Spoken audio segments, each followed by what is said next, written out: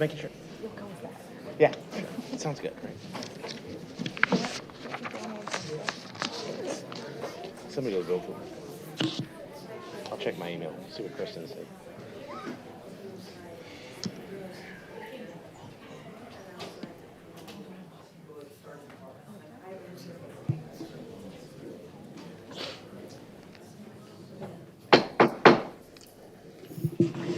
Good evening, everybody. Welcome. It's nice to see so many faces here tonight at our Tuesday, May 6, 2025 City Council meeting. Thank you all for being here.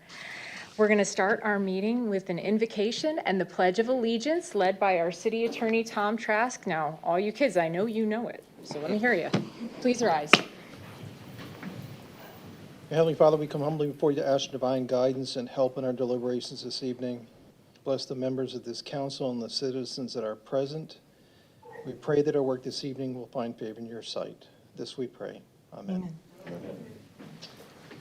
I pledge allegiance to the flag of the United States of America and to the republic for which it stands, one nation, under God, indivisible, with liberty and justice for all. That was really good, you guys. I could hear a lot of voices out there in the audience. Thank you. We appreciate that. The first item on our agenda is our Citizens Open Forum. Each speaker will be recognized once and limited to a 5-minute presentation on any subject that is not a public hearing. We don't have any public hearing items tonight. If you'd like, you can fill out a card. These are in the back of the room. You don't have to fill out a card to speak. I have one card here. If you do speak, please be sure to give us your name and address for the record. I have Tom O'Shea.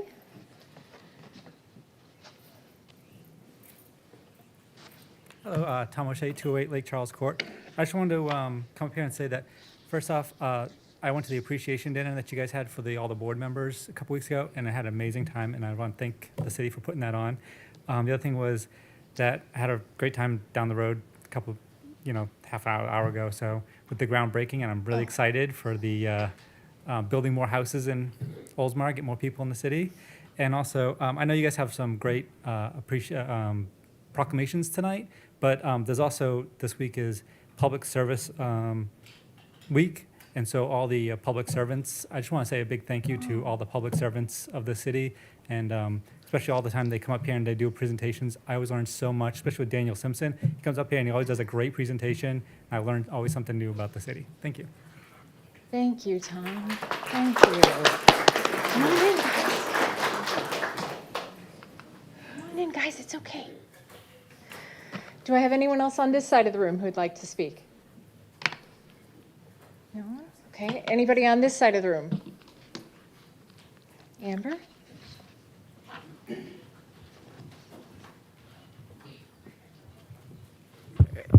Amber Stevens, 318 Lafayette Boulevard. Lovely to see all of you guys again. Groundbreaking ceremony was amazing, just like Tom was saying, and volunteer appreciation dinner. And the art show, so I was grateful to be able to go to all those. But I also wanted to talk about the Saturday market. I don't know if any of you guys know, that's been happening every Saturday with Upper Tampa Bay Chamber from 9 a.m. to 2 p.m.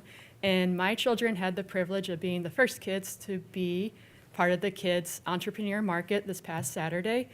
And we sold out at 10:30. Found out my son is quite the salesman, so we were able to clear out. We sold some gluten-free cookies. Everyone loved them, so we will be back. So it's amazing to see so many different families here tonight, and kids. So I hope you'll come out. The next one is going to be Saturday, June 7th, and Dave McKinley is in the back. There he is, raising his hand. Yes. So go see him if you would like to be part of that. So that's all I have. Do kids have to register for it? Ask Dave. Yes, ma'am.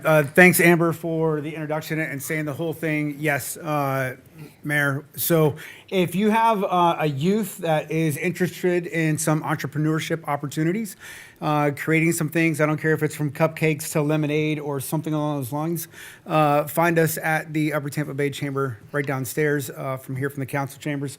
and we'll come up with a schedule, and they can come up and have an opportunity to identify how they're going to source the materials all the way through the sales project, and then kind of learn some experience through it. So, thanks, Amber. That's really cool. Thank you. And thank you. So have a good evening. Is there anybody else on this side of the room wish to speak? Okay. Anybody else in the whole room? Okay. So we will close the citizens' open forum. The next item on our agenda is the community minute, which will be read by our city clerk, Kristen Garcia. Thank you, Mayor. The Oldsmar Historical Museum's newest exhibit reflects services in the armed forces. The items on display were provided by members of the community to honor those who have served our country in observance of Military Appreciation Month. The museum is open Tuesdays, Thursdays, and Fridays, 12 to 4 p.m., and by appointment by emailing library@oldsmarfl.gov. Party in the Park is this Friday, May 9th, 6 to 9 p.m. at Sheffield Park. And the phone party is 7:30 to 8:30 p.m. Phone party. And Memorial Day ceremony is Monday, May 26th, 10 a.m. at Veterans Memorial Park. And that's all I have, Mayor. Thank you so much, Kristen. The next item on the agenda is the approval of additional new agenda items. We have items 8 and 9. The chair will entertain a motion to approve. So moved. Second. I have a motion and a second. Any discussion? All those in favor signify by saying aye. Aye. Any opposed? Motion passes. The next item on our agenda tonight is awards and recognition. And if you haven't looked around, we've got a lot of Oldsmar families here tonight and children who are our Drop Savers poster contest winners. So we'd like to recognize those children. We're going to come down. Feel free to take pictures. I have been told to let you know that in those gift bags is an actual Walmart gift card, so don't throw away the bag, okay? Our Vice Mayor, Steve Graber, is going to assist me in announcing the names.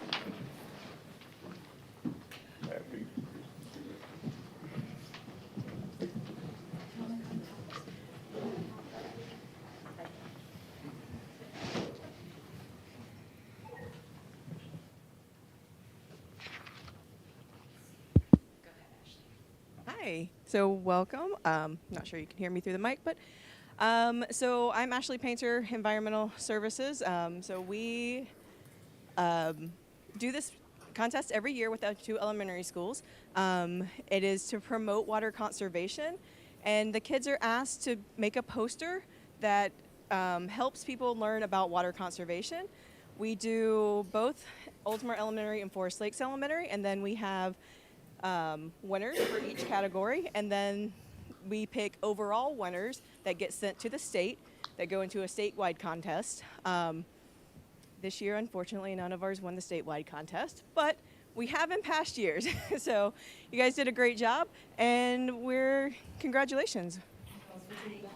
Oh, in the bags, you're going to have a certificate, some gift cards, some art supplies, because you all did such a great job with your posters, and then a lot of just extra stuff that are surprises. And the poster is also in the bag. So, yes. All right. I'm going to start with Oldsmar Elementary, which I believe is over there. It's on.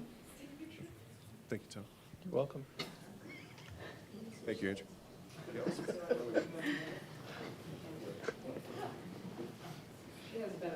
Ashley, you're going to direct me in any other way, you let me know.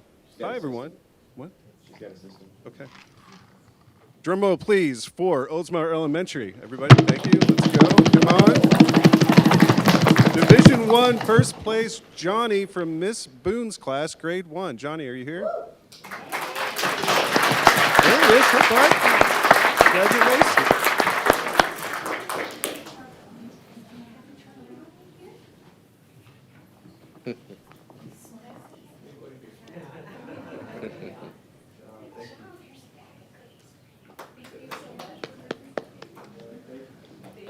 Good. From Oldsmar Elementary Division 1, second place goes to Delilah, grade 1 from Miss Boone's class. Delilah, are you here?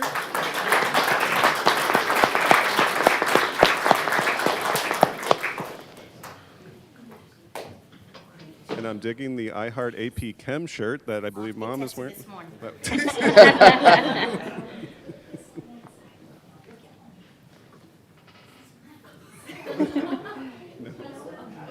No smile.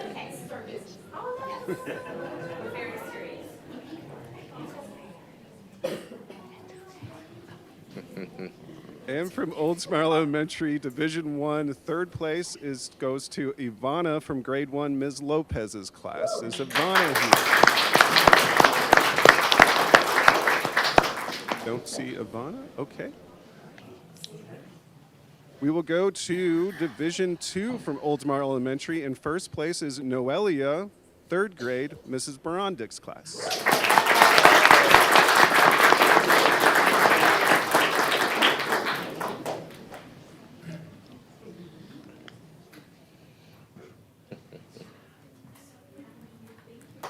Congratulations.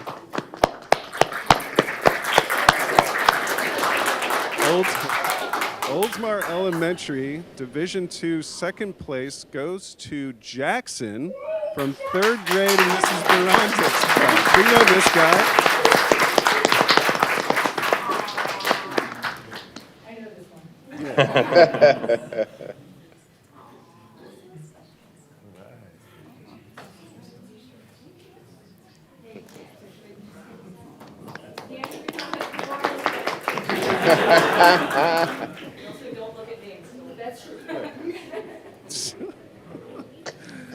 And Division 2, Oldsmar Elementary, third place goes to Logan from third grade in Miss Wilkins' class. Logan, are you here?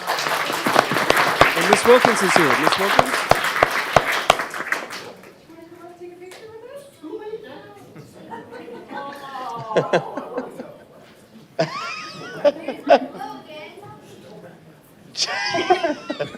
It's undercover.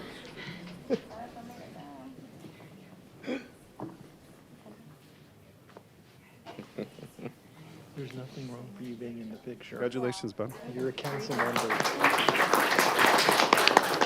Oldsmar Elementary, Division 3, first place winner is Vivian from grade 5 in Miss Pantages' class. Vivian, come on in.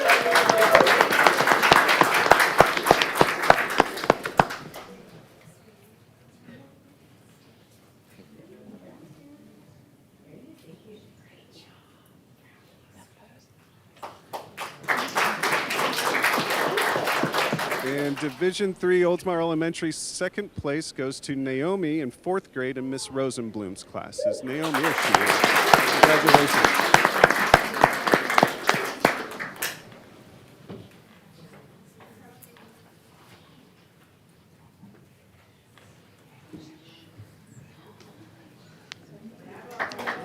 Congratulations.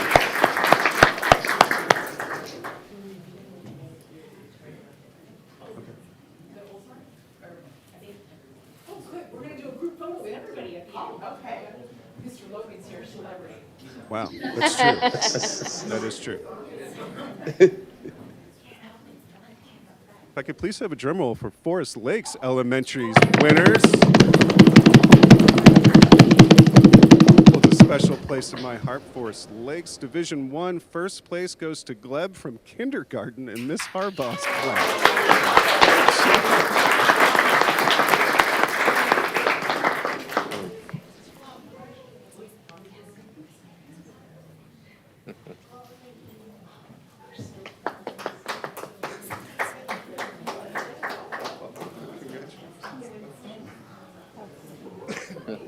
This is your guys' night.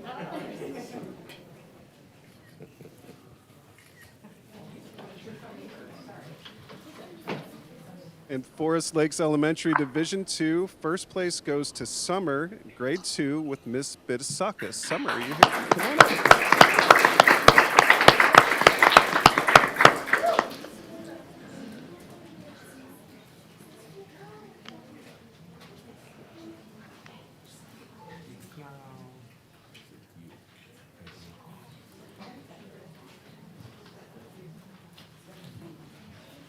And Forest Lakes Elementary Division 2, second place goes to my dear friend Laura from my neighborhood, third grade, Miss McDonald's class. Come on.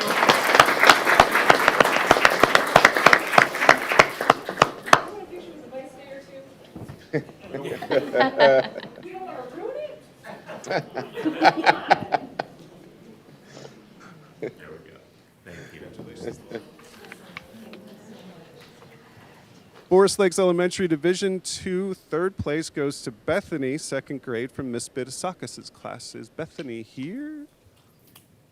No Bethany. Okay. All right, let's clap anyway. Forest Lakes Division 3, first place goes to Maylene from fifth grade in Miss Farrow's class. Is Maylene here?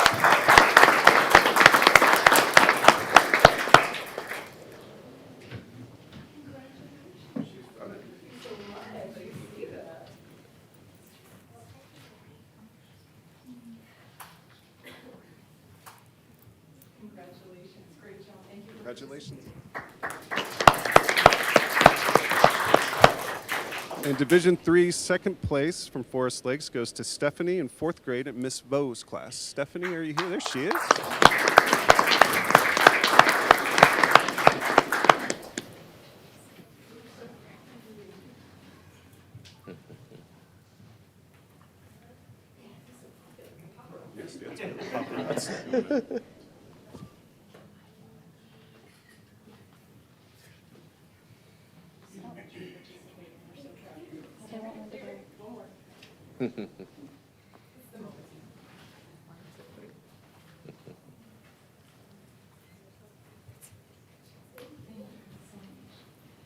And last but not least, Forest Lakes Elementary Division 3 third place winner, Cyan from grade 5 at Miss Farrow's classes.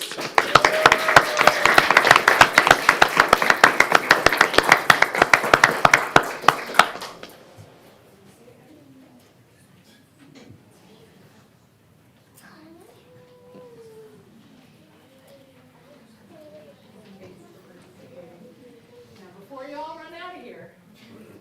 I don't need this thing. No, I can't. Before you all run out of here, I'd love to have all the children come up here. They can bring their bags, leave their bags, bring their certificate, leave their certificate. It doesn't matter. We just want to see those smiling faces. And Mr. Logan and Miss Wilkins, you better come up here. I'd love to have the council come stand around us or in between us. Sure. We're so proud of all of you. And don't worry, you don't have to stay for the rest of the meeting if you don't want to. I mean, you could. Do you want us down there? You want us down or behind? It's up to you guys. I think you can. Yeah, we can come say down. it. We'll click behind. Nice. I think we got a height advantage. Okay. All right, we're gonna have to. We're gonna have to squeeze. So if you're in kindergarten, maybe come down right here in the front. Gleb, come over here, right in front. Yeah, you look great tonight. So I really think that is a lot of kids. All right, I'm gonna put my microphone down now. Okay, we're gonna look up at all of those cameras that all the mommies and daddies are holding. Okay. Please smile. Just keep smiling. Until all of them are down.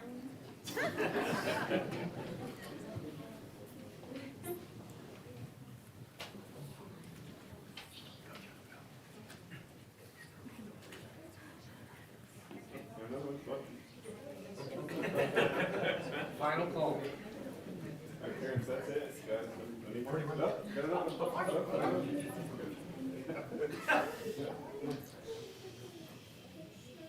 We're all so proud of you. Thank you.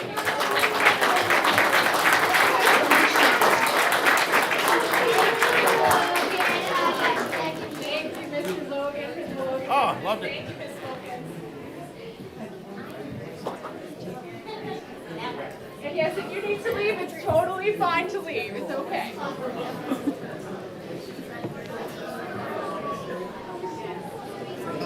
Love this day. Oh, all the little outfits are adorable. That's a good question. Where can we see all the posters? Maybe Ashley probably has. We just gave them back to them, so unless we scan them, I don't think. Yeah, we probably can. We'll find out from Ashley. Yeah. Sure. Do you want us to come down there, or do you want us to stand up here? Okay. Up the aisle? Of course. We're so proud of you all. Thank you for coming.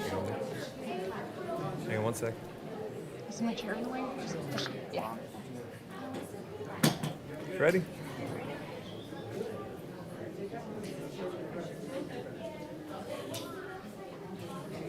And hold it there for me. All right, gotcha. Thank you guys so much. Have a wonderful evening. Congratulations.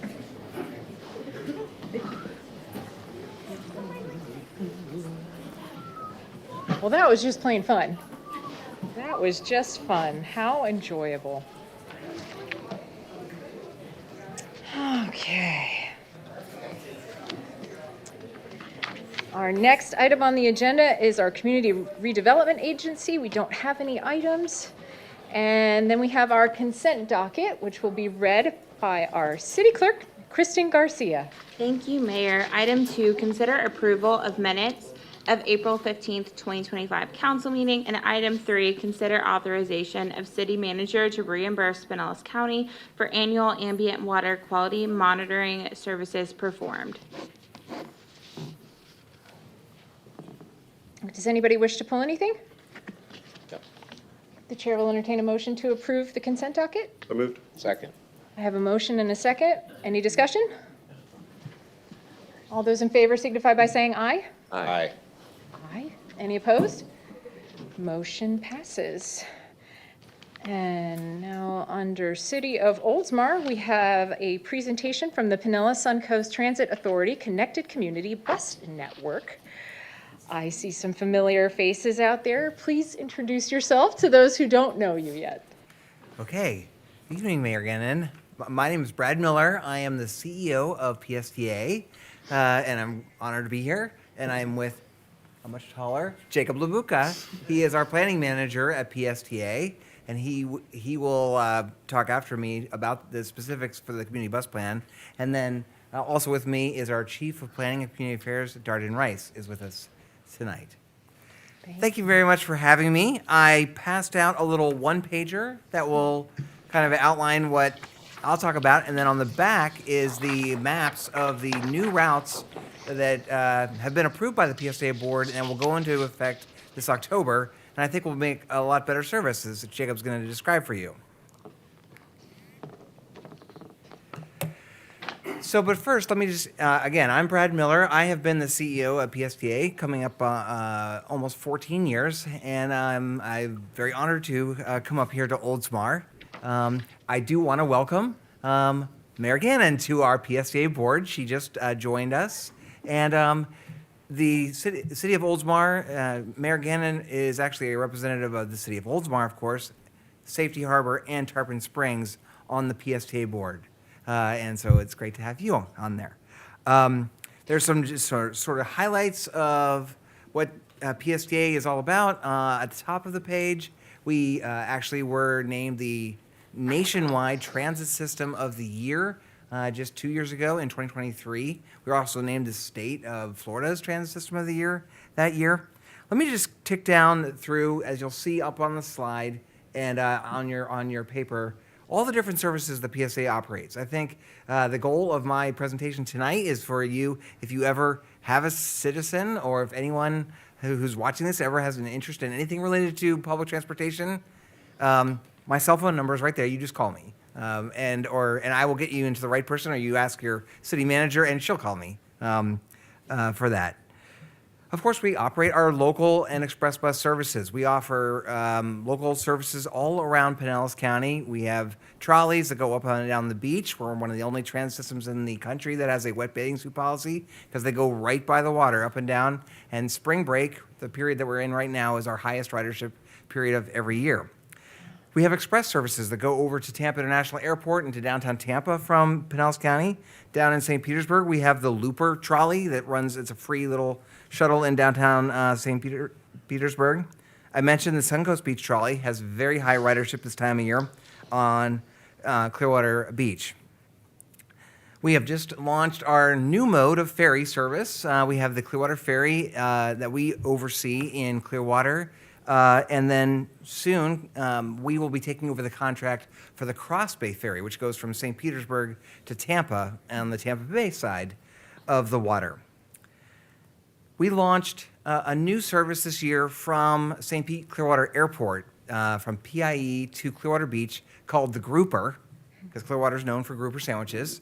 And we had the owner of the Palm Pavilion come to our ribbon cutting, and he did such a great job of highlighting his grouper sandwiches that his attendance, he has said, of tourists coming to his restaurant has gone up a lot. That service has been incredibly popular. It is an on-demand airport shuttle service from St. Pete Clearwater PIE Airport right to Clearwater Beach, right to your hotel or Airbnb for tourists. And the PSA board this past year supported that to try to, one, help the beaches with the impacts of the hurricanes to try to get them back on their feet, and two, because that is a key market that PSTA needs to serve more, provide transportation alternatives for the tourists, the 5 million tourists that come to Pinellas County each year. We operate a van pool service for the whole Tampa Bay region. This is a service that people sign up for and go mostly to job sites all around Pinellas County and Tampa. A lot of the vans start up in Pasco County and come down to jobs here in the Tampa Bay. The Jolly Trolley is also overseen by PSTA. That goes all the way from Tarpon Springs down to Clearwater, and then a lot of service on Clearwater Beach. During spring break, it is actually free to ride. Of course, we're expanding into premium services. The Sunrunner is up and running in St. Petersburg. That's the first rapid transit in the Tampa Bay's history ever, and they've tried a lot. There's been a lot of efforts to try to get something going. The Sunrunner has been very successful, very high ridership from downtown St. Petersburg to the beaches down there, and it came in under budget. So this past January, we opened up a new station right down in downtown St. Pete by the pier, and we've already seen higher ridership because of that stop. For people with disabilities, PSTA operates a variety of services under the umbrella called PSTA Access. If you know someone who has a disability and needs a way to get around, they can qualify for PSTA Access by filling out an application, having their doctor confirm that they have a disability, and then that, of course, offers them a lot of things, including a very innovative program that PSTA is one of the only systems in the country to operate, a real-time service using Uber and Lyft, and wheelchair accessible vehicles as well, where you can call. Our folks are calling and saying, "Hey, I need a ride to the doctor, but I don't know when it's going to end, and I'll just call you when it's over." And then we call and we hail them an Uber or Lyft ride to get back home, and that has caused them to take it for a lot more purposes, like going to lunch with their daughter, or going to a baseball game, or going to the beach. It's really improved mobility, and that's something I really want to highlight, is our mobility on demand programs at PSTA. Last thing on the list was Direct Connect, TD Latechip, and TD Tampa Bay. Those are also partnerships with Uber and Lyft and taxis that take either low-income folks or people with disabilities even across the Tampa Bay to doctor's appointments at Moffitt Cancer Center, and then people from Tampa come over to Pinellas as well. So that's a very exciting thing. I kind of highlighted all these different things that we just launched this year, a lot of tour services like the ferries and the Grouper Airport Shuttle. Last thing I'll just point out, and then I'll pass it over to Jacob, is innovative ways to pay to ride PSTA. We were one of the first systems in the country to allow you to ride any of our services using just a credit card. You just go on, like you go to Starbucks and you just tap on the buses. It will actually keep track of you, and so if you ride 3 times during the day, you'll hit the $5 max, and then you'll cap out. You have a $5 daily pass, and then the rest of your rides that day are free. It's very innovative, and that is incredibly good for tourists because they do not want to look and memorize all the different fares of bus passes and stuff like that I have in my mind. They just want to ride, and so they just get on, they just tap their tappable card or their phone on the reader, and they're good to go. We also have a fantastic UPass program with many different organizations around Pinellas County. The biggest program we have is with Pinellas County Schools. All those great kids that you had in here, they are all eligible to ride PSTA services for free because Pinellas County Schools is paying PSTA for their bus fares. We have thousands of students riding and faculty members. Anyone who has a Pinellas County School ID, you can just use that to ride the bus. We also have programs with St. Pete College, with USF St. Pete, and with a lot of the businesses, especially on the beach, the hotels on Clearwater Beach and St. Pete Beach. Most of them have a UPass program. Their employees can't necessarily cheaply park on the beach, and so a lot of them take PSTA or the trolleys to get to their jobs, and they use their ID because their employer is paying for transit. And we're always looking to expand that program. In March, Mayor Gannon's first meeting on PSTA, the PSTA board voted on this new bus network that I think is going to be very positive, and I will pass it off to Jacob to kind of go over that with you. All right. Adjust this up since I'm ever so slightly taller than Brad. Anyway, good evening, everyone. Nice to see you again, Mayor Gannon. I'm Jacob Labutka, the planning manager at PSTA, and I just want to walk you through a high-level overview of some of the recommendations that we're going to be implementing this fall out of what we're branding the Connected Community Bus Network, that is the brand name for the network changes that we will implement later this year. So shown here is just a map of our existing services color-coded by frequency. We operate over 40 routes countywide at various levels of frequency. So those routes in red, like our Route 59 on Almerton, operate every 15 minutes. Those routes in purple, like our Route 60 on State Road 60, operate every 20. Routes like the 19 on US 19 are in blue every 30. The routes in Oldsmar currently, those in green, like the 67 and the 812, operate hourly. We also operate regional services in the dash lines over between Pinellas County and Tampa, as well as an on-demand zone in Safety Harbor in yellow. So we'll just go ahead and show this and then show the network map here. So as you can see, a lot of things have stayed the same. Most places that are still served today via transit are still served under this network, but you'll notice some of the colors shifted and some of the services might look different. And so this is a comprehensive system-wide effort to modernize the transit system, improve the transfer experience, improve the rider experience. You'll notice straighter lines throughout the map on a reallocation of services countywide. And so there's sort of 6 themes of changes that we sought to implement in the Connected Community Bus Network. So first off is we wanted to be more responsive to the fact that there's a lot more weekend demand than there was several years ago pre-COVID. And so while weekday ridership still remains strong, our strongest recovery has actually been on the weekends. And being a service sector economy, we know that many people here have 7-day-a-week jobs, and traditionally a lot of transit services tend to be oriented around Monday to Friday. And so every line on the map, with the exception of the express routes and the on-demand zone, will operate 7 days a week, which is not the case today. Currently in the city of Oldsmar, all of the routes stop on Sunday. So under this plan, all of the routes going through the city will operate 7 days a week, which is of course a huge improvement for transit and riders who can have more consistent and reliable service. We also know that we are a significant tourist area, and so we have several services to be responsive to tourist transportation demand, such as the introduction of waterborne transportation services, as well as increase in frequency on trolley routes, particularly the trolley connections in between downtown Clearwater and Clearwater Beach. We also want to capitalize on our premium core routes and those routes that are operating the most frequently, like the Sunrunner, and to continue to expand our portfolio of frequent service offerings through the introduction of a frequent service in South St. Pete between the Grand Central District and Eckerd College. We also, under this plan, wanted to increase access to jobs, which on a standard weekday, there is about a 6% increase in jobs that a transit rider could reach within an hour. But this increase is particularly pronounced on evenings and weekends, where the increase is closer to 25%, largely a factor of expanding the span of service, which, as I mentioned earlier, many of the routes tend to stop around, oh, I should really set to auto. Apologize for that. Oh, let me go back. It's okay. Yeah, click back. Yeah, There we go. All right, there we go. Sorry about that. It's okay. So we wanted to,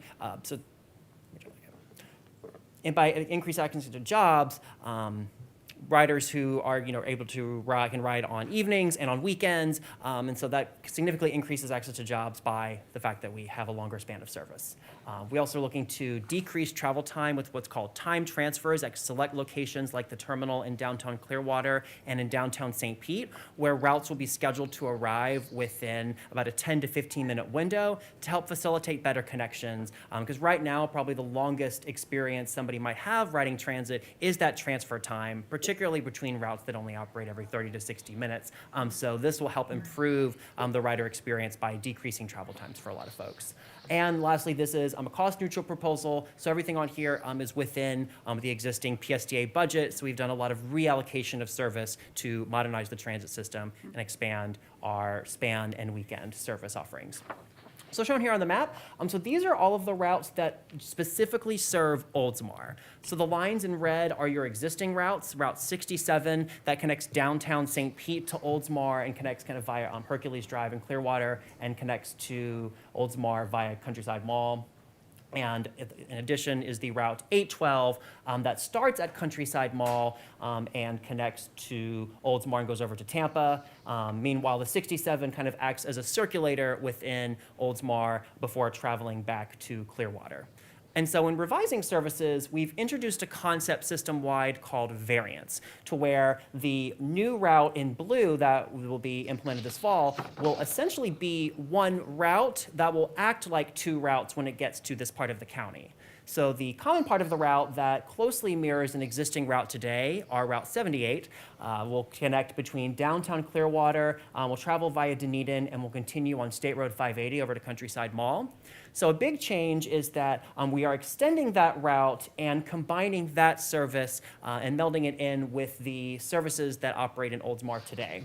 So the Route 78A will closely mirror the Route 812 that provides a direct connection to the Northwest Transfer Center in Tampa and is that straight line on Tampa Road that will, of course, travel through Oldsmar. And the 78B is the route that still has that same pattern, that same spine in between Clearwater and Countryside Mall, but approaches Oldsmar a different way and then acts as that circulator service that the Route 67 is doing today. For a more zoomed in view here, again, these existing in red, new routes in blue, and we can see here at a stop level the stops that are still going to be served under this plan and some of the stops that will not be served by virtue of rerouting away from certain locations. And so this is consistent with what we are trying to do with the plan countywide to have straighter lines, fewer deviations, and to try to have more direct connections and also try to focus on the areas that have the greatest ridership. So you can see here all of the stops that will still be served. There's a total of 9 stops that will not be served under this plan. But I will say I definitely appreciate within a day or two of getting on the PSTA board, you were very thoughtful in sending an email to where, no, I know it was a lot. So kudos to you for asking the great questions. And I'm a data nerd, so it was great to be able to go in and see the ridership and to be able to double check that we are doing right countywide and by the city of Oldsmar. And so of the 9 stops that are being removed, 6 of them do not have any ridership at all, and 3 of them have 1 to 3 riders today, boardings a day, but they are all very within about a quarter mile or less of a stop that will be served under this plan in blue. And then there is a little bit of a gap on, I believe, Douglas Avenue, where there is not a stop, but our facilities team is actually going to be going out tomorrow, and they're going to be surveying that roadway to see where we can insert a bus stop to fill in that gap. But I think this will be great for the city of Oldsmar. We'll have 7-day-a-week service, which again, everything shuts off on Sundays today. And the routes traveling through Oldsmar tend to end around the 6 to 7 o'clock hour. And we anticipate that we can increase the span of service by about 2 hours, which will certainly make transit more useful to more people. And so with that, thank you so much for having us. And any of the 3 of us would be happy to take any questions or comments that any of you have. Thank you all for being here. Do you guys have any? Go ahead.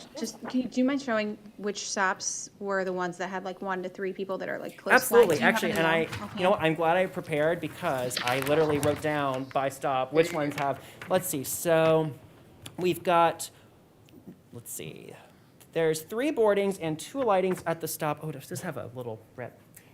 Let's see, is that Commerce Boulevard? Is that where Yeah, the the red turns north-south off? is Yep, okay, Commerce Boulevard, Yep, yeah. so that stop on Commerce Boulevard has 3 people getting on daily and 2 people getting off daily, which is right around the corner from that stop on Tampa Road. And then if we're able to find a location on Douglas, it would be proximate to an additional stop as well.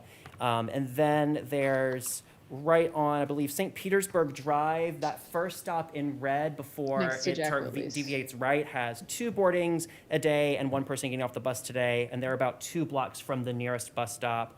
And then on the westernmost side of St. Petersburg Drive, on that red line, there's 1 person getting on the bus and 0 people getting off of the bus, but they're right around the corner from an existing bus stop. Thank you, and I'm really glad I wrote this down. Thank you. Yeah, thank you. Appreciate it. Of course. When was that ridership data collected, remind me? So this was collected in between February and March of 2024, and I like to use that period of time for data because that tends to be our highest ridership season per year during Yeah, the year. that's right, the spring break season. Exactly. Do you have any other questions? How frequently do you run the studies to Yep. consider changes to maps? Great question. So we typically do the study about every 5 years. And so typically with previous studies, since I've been at PSTA for just over 8 years, and typically we do, suggest maybe minor changes here and there. I can tell you that this is probably the greatest system-wide change that we have implemented in probably decades. We're doing a total revamp, but traditionally every 5 years. So it'll be a great opportunity that say if we need to make some tweaks in 5 years, if maybe there's more development or employment centers, we could certainly make those tweaks in a few years. And even in between those comprehensive studies that we do, we have 3 service changes a year, so we certainly have the flexibility. If we're seeing that maybe one thing isn't working, we can certainly, within the next service change, make a modification. Good, thank you. I just had one quick thing, Jacob, on the map for the detail map. Yeah, that one. So one of the reasons that I was alarmed, that's a good word. I was alarmed. When I first saw the new map, are those 2 stops at the very top of the map, kind of in the by center? Nielsen? Right, so one is right in front of what used to be the United Healthcare building, and then the one just below that is the Nielsen building. And we know now that United Healthcare is no longer in that building, and Nielsen is no longer in their building. However, I believe Microlumen has officially purchased and will be building out the building right there, the top one, where United Healthcare was at. Well, I can jump in if you want on that, or not. Go ahead. Yeah, so we purchased it in '22. We've built out half of it and actually subleased it to 2 other businesses. Who now are occupying those spaces, about basically 50,000 square feet of it, and then our side is still TBD. But then I know you're probably going to get into the Nielsen building is, while there may probably have been a reason for a lot less ridership earlier this year, since then you've had a Marine Max move in there. So the stop, but your just below there is vacancy now gets the Marine Max diminishing. headquarters. Yeah. So when I first saw the map, I was like, wait, no. Because of course you guys have ridership data that shows a time when there's nobody there. And of course we hope that there are people there, but we don't know that yet. So I was really glad to learn that there is room for flexibility, that there's room for changes, especially on that upper loop, because our city is very grateful to have a robust industrial district up above Tampa Road and really up above Douglas Road too. So I'm very glad that the Douglas Road stops are still there, and that perhaps another stop on Douglas might be possible where it connects to Commerce north-south there. But I appreciate you guys coming to explain this to us, and please correct me, but from now until October, there'll be a period of explaining to riders that this is coming. Exactly. So these people who are on the stops, the few people that do ride along St. Pete Drive, or perhaps if they are currently riding on Commerce, they'll know that this is coming, and perhaps they can arrange for a different method, or some of the on-demand services, perhaps, if they would like, they could find out about that. And then, of course, there is room for changes, as long as it doesn't affect the route more than 20%, was it? Yeah, I think there's a 25% threshold where it's Okay. considered a major service change. Yeah. And then there's also looking at the scheduling of the route to make sure that, there's enough time if you say you needed to make a deviation, things like that. But no, it's certainly something we're going to be looking at, both the changes here and countywide and seeing what works, what doesn't work, seeing what we can Yeah, change. you'll have data from everywhere. I know Brad and I were actually talking about this the other day, and I think with some of those previous employers, like Nielsen and United, I think one impediment to maybe some of them taking transit is that some of them are likely, a lot of them are probably commuting from very far away, and I think the transit trips probably just wouldn't have been a practical choice for them to, Could be, for yeah. their employment. And so I think with whoever goes in there, we could certainly, take a look at what all is developed there. But I think a program that Brad spoke to earlier that would be a good fit, potentially be our van pool program. That might be a better fit for some of Vanpool. those employers that come in. Yeah. And- Thank and you so much. We can certainly do a survey.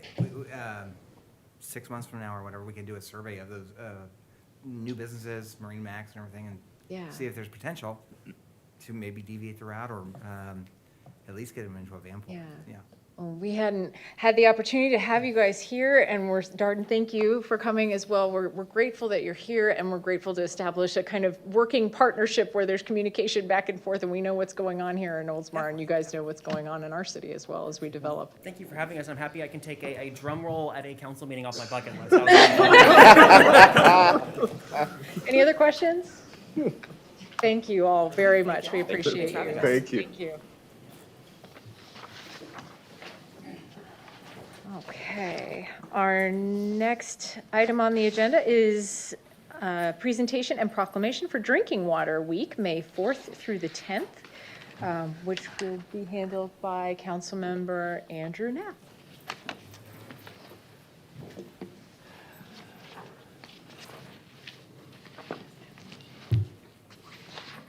Oh, you bet. It was a team effort. I hope that's water, by the way. Oh, it's high quality Oldsmar. H2O. Just making sure. Thank you, Mayor. I'll be presenting the proclamation for Drinking Water Week. Classic. Classic.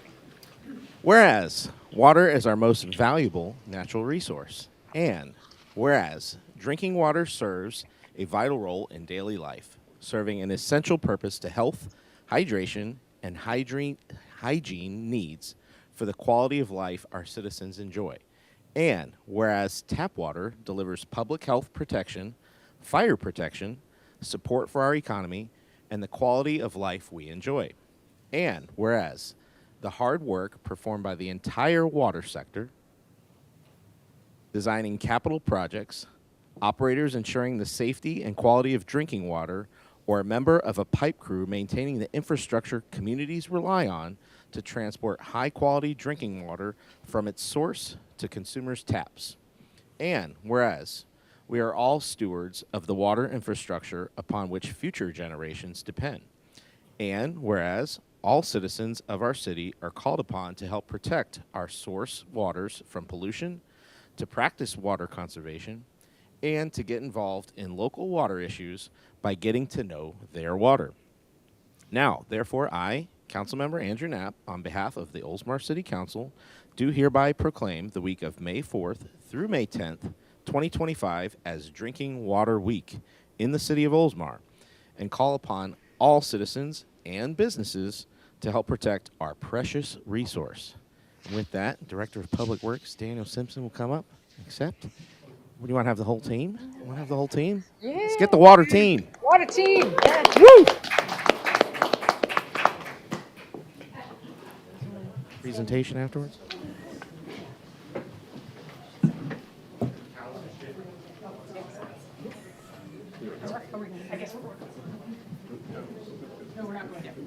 Well, Schwager went down. I don't know. Okay, quick decision, we're staying here. You're the one who has to know. I'm sorry, I did not know. I'm standing here now. Okay. Bring it in. Bring it in. Bring it in. Wait, Felicia, okay, there we go. All right, ready? 1, 2, 3, 4. Okay. Because we got to get the whole team. That's This okay. is the dream team right here. Thank you, guys. Swagger went down. was stuck on the stickers. Parched. Thank you. Am I able to plug it in the back, or? Okay. Here we go. No, they're over here. All right, thank you. I'm Daniel Simpson. I'm the Director of Public Works, and this is Drinking Water Week. So if you have any water that's made in the city of Oldsmar, please drink it. I put those bottles down. They were imported.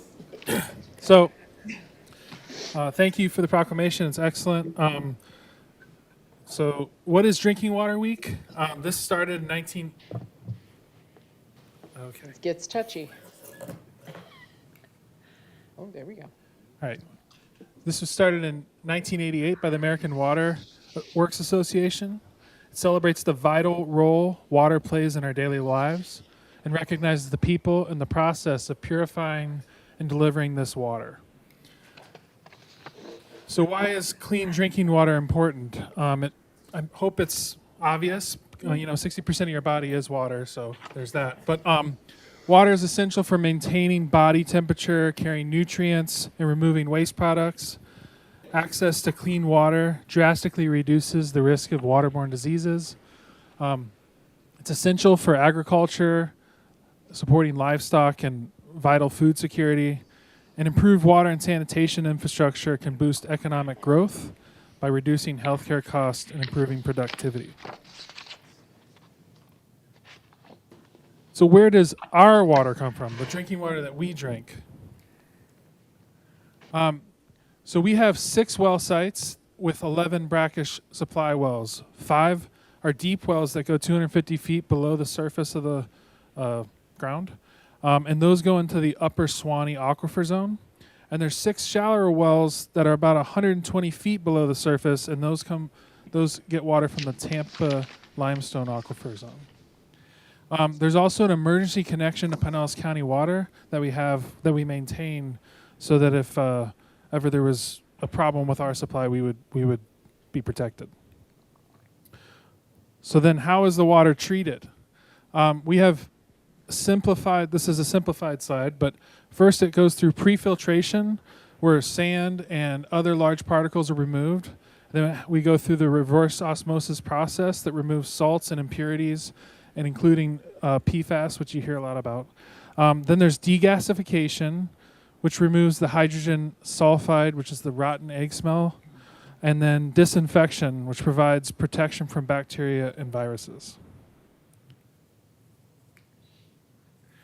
So how is the water distributed? We have 100 miles of water pipe, 650 fire hydrants, over 5,000 meters, which are read monthly, and 332 commercial backflow preventers. But the water really comes from the people who produce the water. I mean, we can't just hook up machines and do this. We need, it's a whole team that does it. So who's responsible for our water? City Council has a part to play, leadership of the departments, reverse osmosis, the water treatment plant division, our utility maintenance division, distribution and collection division, technical services, utility billing, and information technology, and environmental management. I didn't have it up there. It is in the one on my computer, though. That's my fault. Who are those people? City Council. So you're the first step. You Where we set go, name policy, direction. It was City Council's priority to build a water plant and have local control over water. You set the water and sewer rates. You approve funding for personal services, and you fund the operations, and you have a commitment to funding our capital projects. Next, in terms of the leadership of the staff, we have the city manager, Felicia Donnelly, that functions as basically our CEO of the utility. And then from the daily operations, it's me, Daniel Simpson, and then Jonna Jan, who really runs the operation. And then from the finance, there's Cindy Nino. She leads the utility billing and finance, and Amy Ratliff. She's over the accounting administrator, but she's the over utility billing. So then we go to the RO plant. Who works there? Well, our chief operator, Amanda, is here in the crowd tonight. And then we have licensed operators run our plant. We have currently 1 licensed A operator, 3 B operators, and 3 C operators. And we have the experience required. So each of those take progressive tests and experience. So we have a highly trained staff of licensed operators. So what do? They basically pilot the operation. They do water quality sampling, system flushing. They monitor controls. They respond to the alarms of the system. They maintain the plant and ensure permitting compliance. And they're basically legally responsible to ensure safety of the public water supply. Then we move to distribution and collection, which some of our department utility positions sit in this department. So like Jonna Jan, her position's in this division technically. But we also have the capital projects manager, Heidi Leslie. That position oversees a lot of our utility projects. Our public works technician, Sue Farrell, she's generally the person you talk to when you call the water plant, but I can't even explain what she does, but she makes everything happen. That's the best way to say it. You don't need to know. Then we have our DNC supervisor, Ben Pugh, who's in the crowd here. We have one of our lead distribution operators, Joe Kernigan here. And then there's 4 licensed operators. Right now, in that slot, we usually have trainees, but right now we've got all licensed operators in those spots. And then we have a locator technician and 2 meter readers. So what do these guys do? They maintain all of the water distribution piping. They fix leaks. They read over 5,000 potable water meters. They complete meter shutoffs. They locate pipes in the right-of-way for new construction so we don't hit them. And they prepare and hang boil water notices, compile data for regulatory reporting, and support CIP projects. The next we have utility maintenance division. This has Cody Peters as a supervisor, and there's 3 mechanics that work with him. And they provide electromechanical support. So, mechanical and electric support for the plant and the wells and the pumps. So there's highly sophisticated equipment that runs the entire process that uses different VFDs and other pumps. There's an enormous amount of pumps, and they maintain all of them. All right, next, technical services. They oversee new construction piping, right-of-way permits, and support CIP projects. There's another slide that I forgot to talk about, environmental management. It's not on here, but Ashley and her team, they assist with regulatory compliance, and they lead water education, which we saw today, and water conservation efforts. They work with staff to map all of the water utilities and assist with grant applications and grant compliance.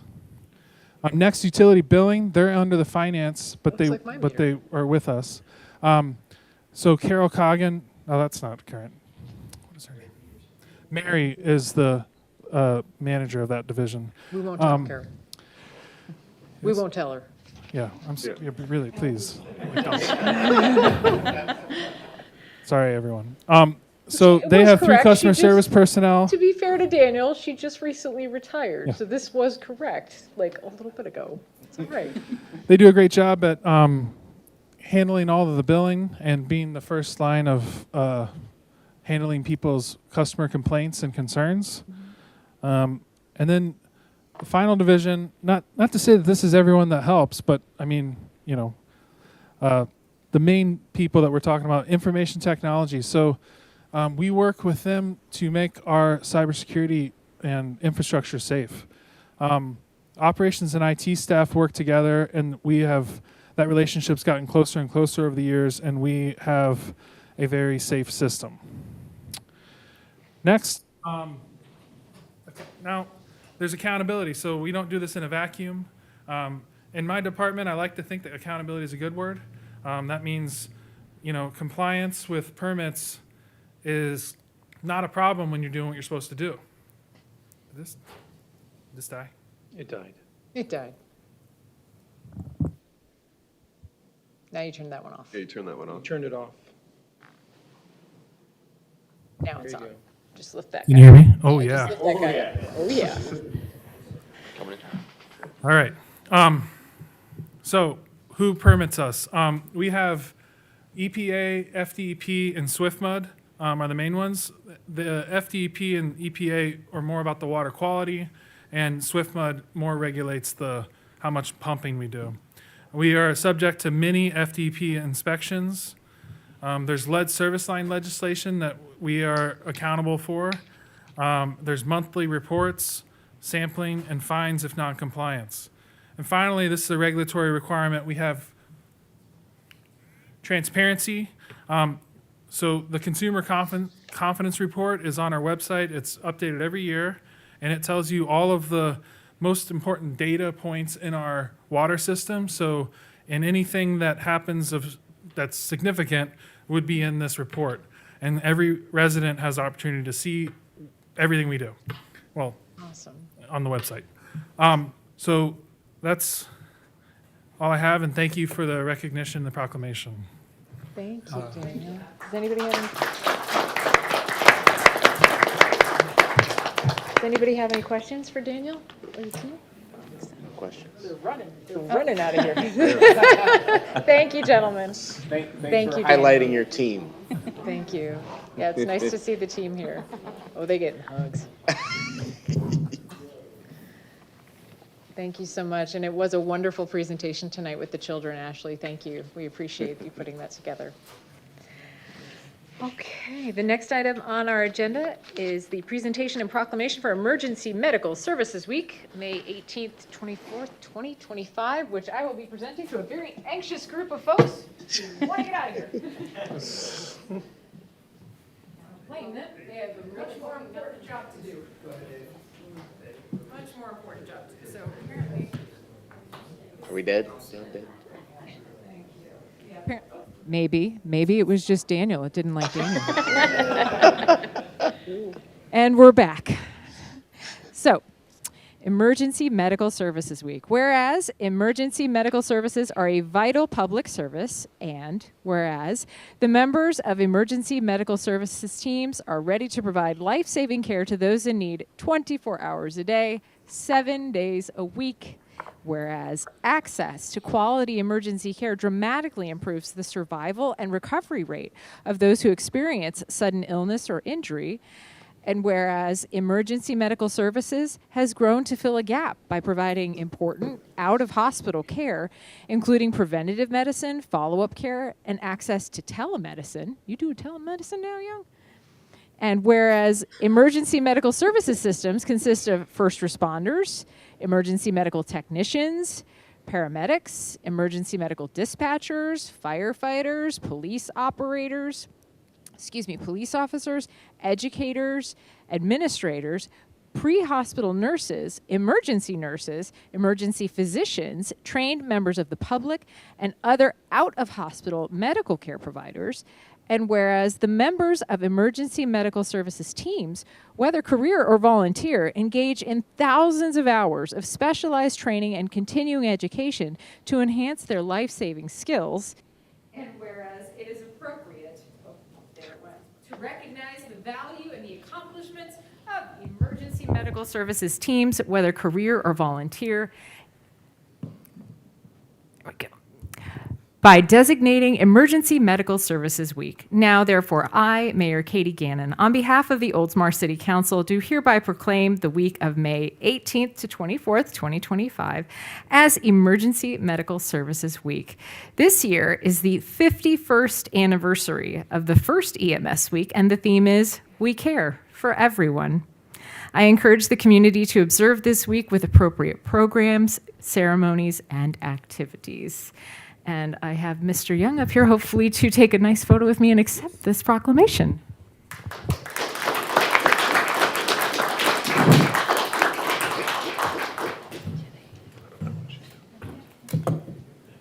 I'm not moving this time. Do you want the whole council? Yeah. If you're coming in, come in. Shuffle in.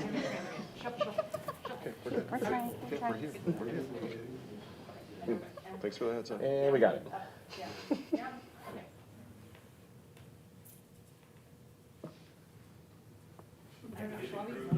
The crew. Yeah. Oh, yeah, you guys get over here.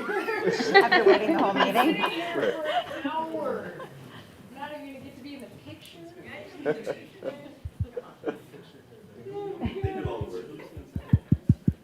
So, right, well, a little bit of a crisis. How good are you? Chief gets an out? All right. All right, ready? 1, 2, 3, 4. Okay. Okay, we have a replacement mic now, Oh, so they're gonna replace me. we got it. So we should be good. Got They it. did it. You're kind of one of the, guys in the white shirts. So you're messing up the picture if you're not up here. Good try. Oh, geez, now you gotta back up. Oh, wow. Okay. As you can see, as a city, we're lucky to have a great relationship with all of our folks. Wearing uniforms. You have the presentation for us? I was gonna let someone else do it, but I can. And everybody went back to their seats with you.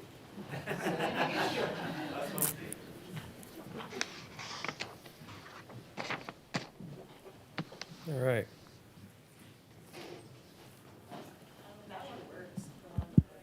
Hello. Chip swapped it, but it's like, I don't know if the battery's dying or a Yes. No. little bit. All right, so I'll just have to lean forward a little bit. So thank you for recognizing EMS Week this week, or this year. It is our 51st year, and the saying is we care for everyone, and we really do. So we make sure that our guys are prepared to care for our citizens, and Chief and I really make sure that they have what they need with equipment and training and stuff like that. So. All right, so where did our EMS system come from? So really EMS is anything pre-hospital, from public safety, emergency management, public health, even the ER is considered EMS in some ways. So our EMS system here in Pinellas County was developed by a Florida statute years ago, and then our county adopted 8 different resolutions to determine stuff like costs for everybody, where units need to be, and how each district is funded and mapped out. And that changes from not really year to year, but ever so often, depending on where population moves. Okay, so our system is what we call a dual response system. It's a little, can be higher cost at some times, but it gives that maximum coverage and gets those medical teams out there quicker. So we always have a fire unit that goes first to a call, and then we have our ambulance that comes behind us. Now, we have all the same equipment, so there's no real difference other than the ambulance will take you to the hospital for the most part. All right? So in our agreement with the county and the Pinellas County EMS Authority, they pay for 75% of my salary, 75% of the vehicle that I use to respond to calls, and they pay for 3 firefighter paramedics. And that equates to 1 paramedic per shift. So right now we have 2 units in service, but they're really only funding the one. You guys, and thank you for that, fund the other one. But with that agreement, they pay for the insurance for those guys, some fuel cost, uniforms for those 3 guys, and all their certification costs. So fiscal year 25, we'll get about $641,000, and then fiscal year 26 be almost $710,000. That goes up every year. So these are the units that we use. The top unit, Truck 54, is our first ALS unit right now that goes out. This truck is actually slotted to get refurbished a little bit. She is a little old. The one on the bottom, engine 5.4, is our backup unit, and we're looking at possibly trading her out. We do have a new truck, which I have a picture of it here. It comes a little bit. So, but hopefully we'll maintain that service. Here's our rescue. So our rescue's in service most of the time. 2 paramedics, or 1 EMT, 1 paramedic. And then if that unit goes down, maintenance, or for whatever reason, we do have a utility vehicle that's been built out that will take its place. So we don't lose that service. That's our new truck that we have. We actually have taken ownership of it, right? It's ours, right? Okay. It's got tags and everything. Well, You got the keys. You got the yeah, keys. yeah. I was gonna say, So- that's like, I remember something about that. Yeah. So Pretty big deal. we've started the training on it with the mechanics of the whole truck. EMS wise, we know where everything's going to go. So the guys are in the process of mounting all the tools and equipment and finding where things fit better because it's a totally different truck. So we're hoping to have that in service in June, and it'll be running. Are we gonna do the housing ceremony? Yes, Push you ready it to in? push? Oh, yeah. Yeah. All right. That was so much A fun. lot of push. That's a lot of pushing. All right. So with this authority with Pinellas County, they give us many upgrades through the year. They supply us with tablets to write our reports on, which we're actually in the process of updating those. Our cardiac monitors, those are kind of the most expensive things that we have that we carry on our trucks. The monitors are anywhere from $35,000 to $40,000. The tablets, those are a little less expensive, but it's still a lot of money. Don't With our drop training cost, we have 2 of our guys here that teach with the EMS Academy, and they teach us CME throughout the year. We have some high fidelity mannequins that were $50,000 and $60,000. So the amount of money that, or the amount of items that we have to train with is amazing. So last year alone, we ran just over 2,200 calls, but again, always 85% of those are going to be medical calls. So you can see, let me switch over because I can't see that far. About 1,400 were medical calls, a little over 400 were fire calls, and then it drops down there from traffic incidences to other calls, and that includes anything from, gas leaks or maybe just, ducks in a drain, right? Cat in a tree. Yeah, we do that. On this other slide to the right of that, you can see the average response time. So the county wants us to get to all of our medical calls on an average of 7.5 minutes. Well, we're doing it in about 5:10. So we're making that percentage 93% of the time for that, but that's our average. And under all, that's the county. That's everybody else in the county. It's not as good. So we're doing pretty good in that area. So I can't complain. Another little tidbit this past year I noticed was, so we have certain calls that we call alerts. If someone is really bad injured, we call them a trauma alert, where we take them very fast to either St. Joe's or Bayfront Hospital. And our medical director wants us off the scene from when the ambulance gets there. They want us off the scene within 10 minutes. Our average last year was just over 4 minutes to leave.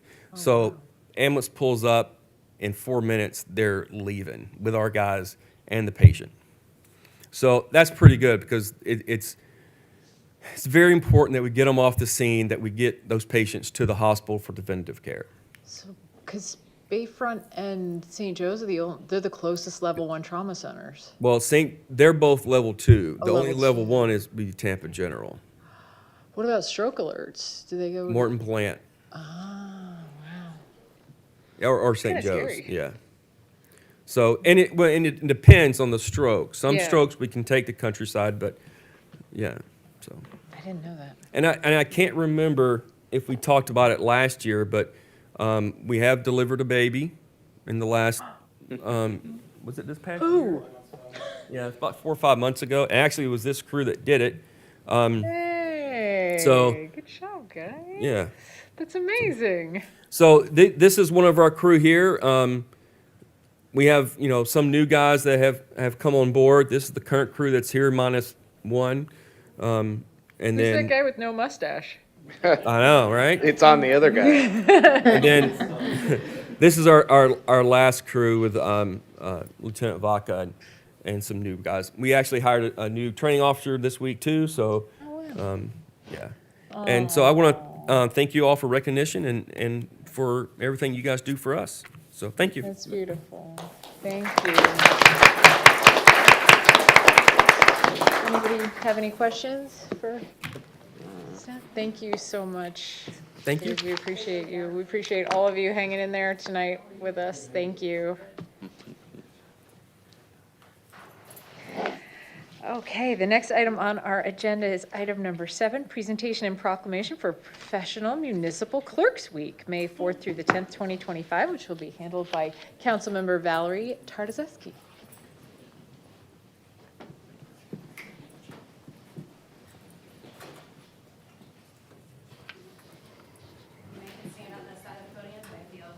You just turn the mic.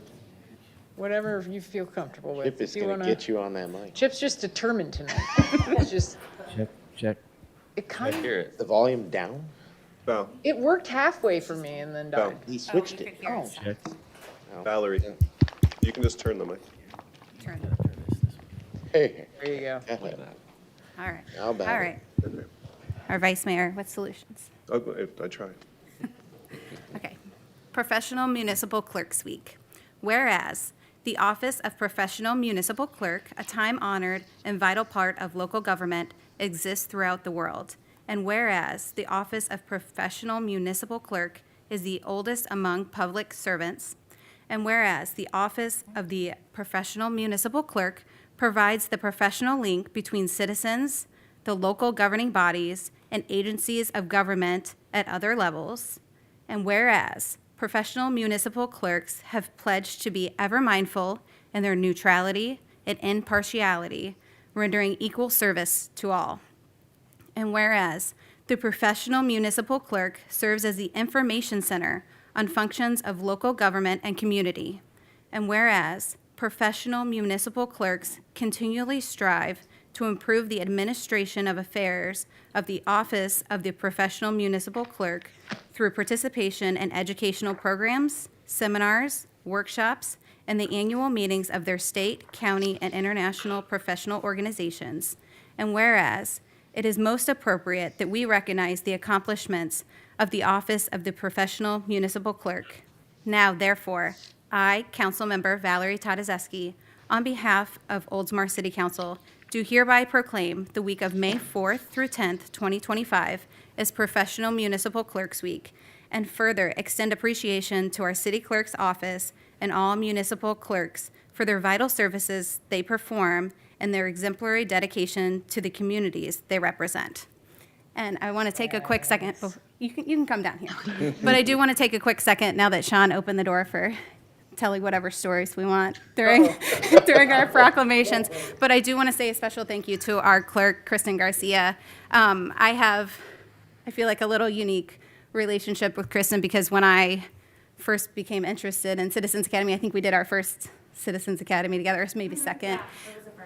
I feel like we've been learning together all along.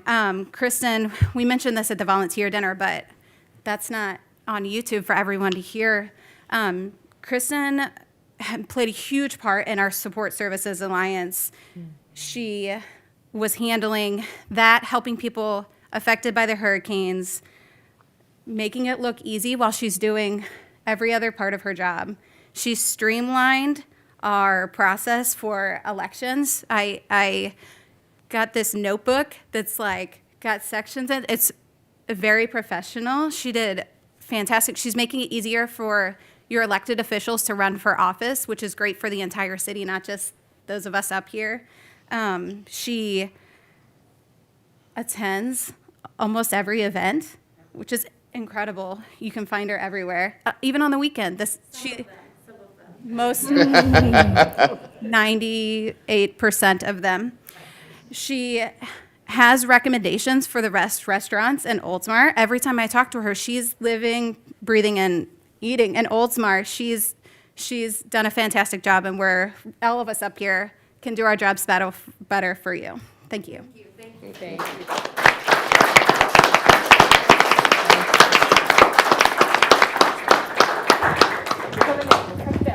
Coming down. You're coming down? Going down. Going down. This one's two, there's just the two of you.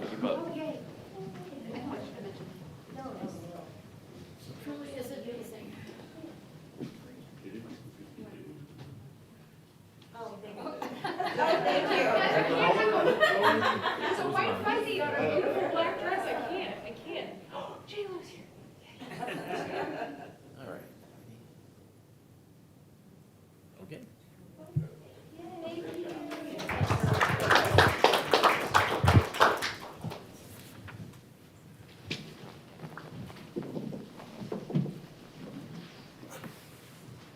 Okay, we're gonna have a presentation in just a second. Surprise. Surprise.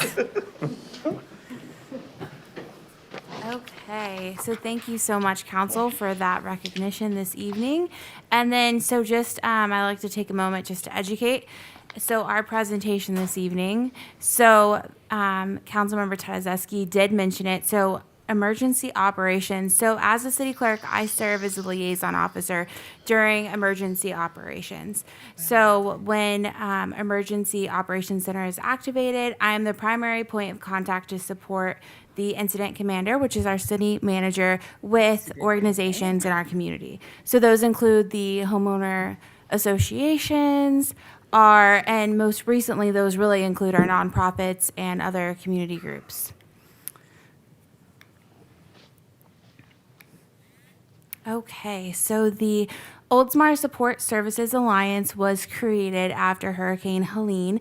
So direction came from the city manager, our incident commander, Felicia, to liaise with the nonprofits. So the church, the VFW, Oldsmar Cares, many of our local nonprofits were already boots on the ground 2 days, 1 day after the storm.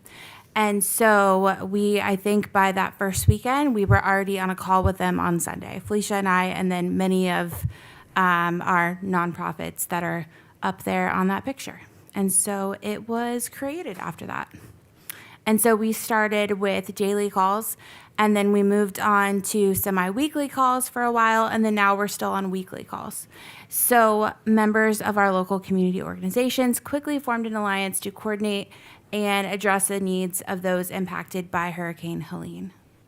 And so these are two photos. The one on the left is from our spring swap, where that was a really neat event, I believe at the end of March, where we were at Veterans Park. Thank you, Chip. And we were able to, people brought from the community, they brought items, household items, and people were able to come and get those items. And so we had a lot of people show up. We had a lot of items. And then nothing has been, so throughout this process when we receive donations through the Alliance, nothing has been wasted. So Wendy, who's with the chamber, she is the nonprofit liaison. She's been wonderful in making sure that she connects other charities in the community to get those items that are not being used by the Alliance. So the leftovers from this event did go to other charities in the area. And then that is from one of our many food distributions that we held. And then so Alliance efforts. So we had 6 food distributions at Tico Hall. We had at least 49 food truck events. We had a webinar with Baycare for mental health called Finding the Calm. Homecoming Boutique, which was at the church. And there were also homecoming hair appointments. And then Thanksgiving community meal on Thanksgiving. And holiday swap and shop event, and that was in December, where again it was like the spring swap. People could donate from the community Christmas decorations because everyone had lost their decorations, and then people could come and get them. And then our spring swap that we just had. And then disaster relief center. So Oldsmar Cares did serve as a disaster relief centers. They provided showers, groceries, clothing, and other essential supplies. They've also distributed over $30,000 in financial assistance since the storms. And then The church was a cooling station, provided groceries up until Thanksgiving, hot meals several times, and then clothing and essential supplies again until Thanksgiving. And then since Thanksgiving, they've been providing household items. And so anyone can go to the church from 10 to 2, Monday through Friday, to get household items. And then ongoing efforts. So we did start a survey through the Alliance. And so if you go to oldsmarstrong.com, you can find our survey. So it's a community needs survey. And those that were impacted by the storms, they can go take the survey and actually submit requests that they have, submit actual needs. And so we're coordinating that survey responses now. So we're able to help people. Oldsmar Cares was able to get several people that submitted surveys actual new mattresses. So it has been, we're being able to help people through the survey, so it's great.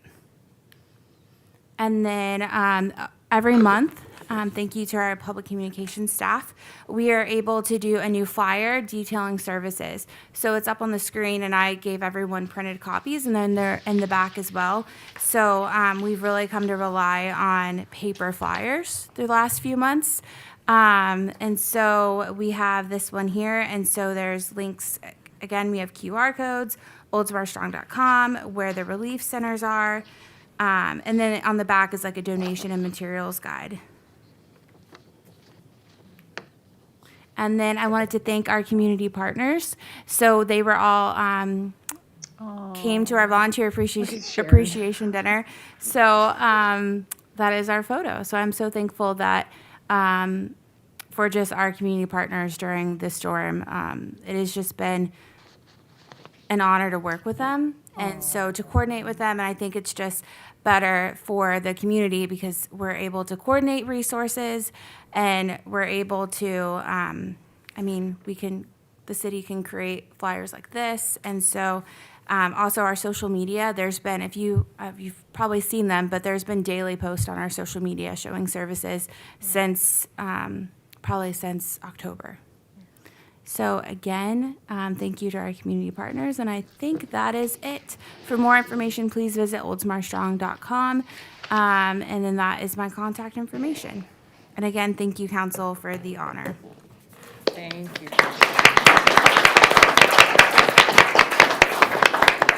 Anybody have any questions of our city clerk? No, that's good. She's done enough, it sounds like. Have a seat. Thank you so much, Kristen. Shots fired. So the next item on our agenda, I'm sorry, yes, is to interview applicants for the Firefighters Pension Board of Trustees vacancy. So there is a vacant trustee position open on the Firefighters Pension Board of Trustees due to the resignation of Stephen Ham. This trustee position is appointed by the City Council. Applications are included in our packet, were received from Levi Albrecht, Sean Deeren, and Tracy Lester. If appointed, the trustee would fulfill the remainder of the 2-year term expiring on March 5th, 2026. So I believe some folks are here. If you could just give me a hand up. Anybody? Nobody's here? Okay, I thought Tracy might be here. Okay, well, I believe our city clerk has ballots.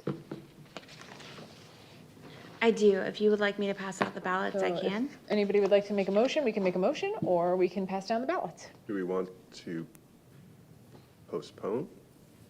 So we can get Somebody would have to make a motion to appoint a particular individual, or we can use the ballots. Seeing indecision, we will pass down the ballots.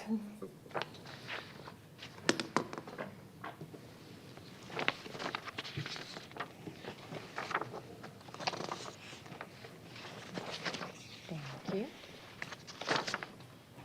Thank you. Thank you. And again, for the people out in the audience, their applications are included with all of the information in our packet. So this is not just Christmas treeing it. We're not Christmas treeing it.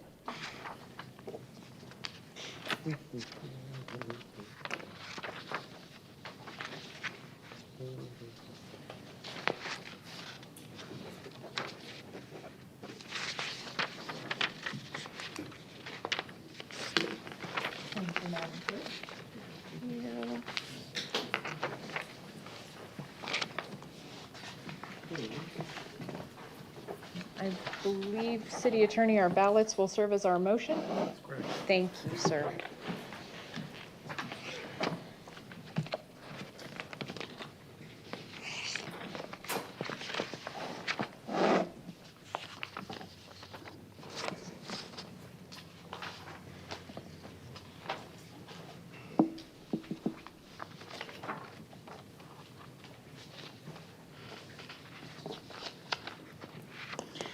So the applicant Tracy Lester was selected by a majority vote.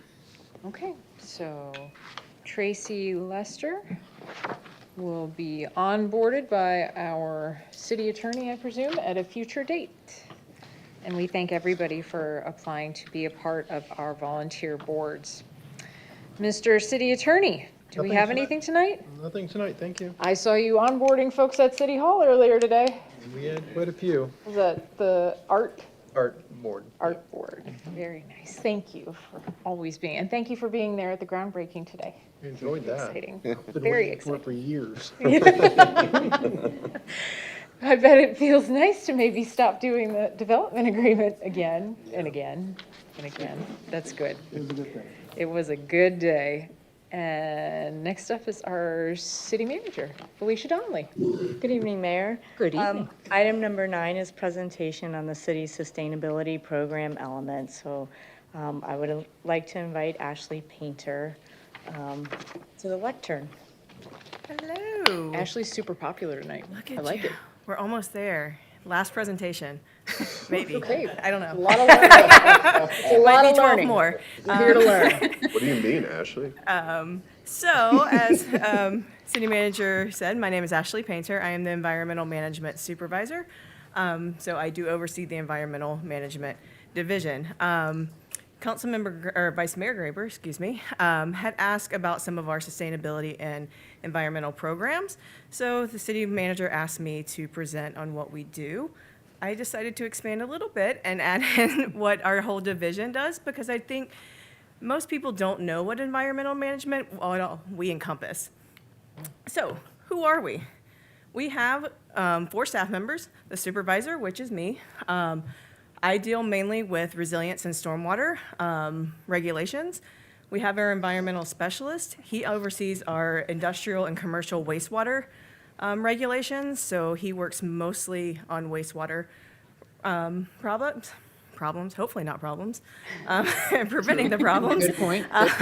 Our utilities operations technician, she does all the GIS for Public Works, so all the maps that you see of all of our pipes in the ground, all of our utilities are on there, and she is will be overseeing the asset management system that we are currently in the process of obtaining. And then last, we have a sustainability coordinator. I will note that it is proposed in the fiscal year 26 budget that will be changed to an environmental educator, because it fits better the position that we have and the work that position does currently. And that's us out about to do some VODs. So one of the main things that we do is regulatory compliance. This is like vibrating now. Regulatory compliance. Wastewater, this is mainly Eric, our environmental specialist. He does the industrial pretreatment program, which is basically, he regulates our industrial customers and what they can put down the drain that goes to our wastewater plant. This is regulated from everywhere, us up through EPA, and we get all kind of reports and things that we have to do. He also does the fats, oils, and grease program.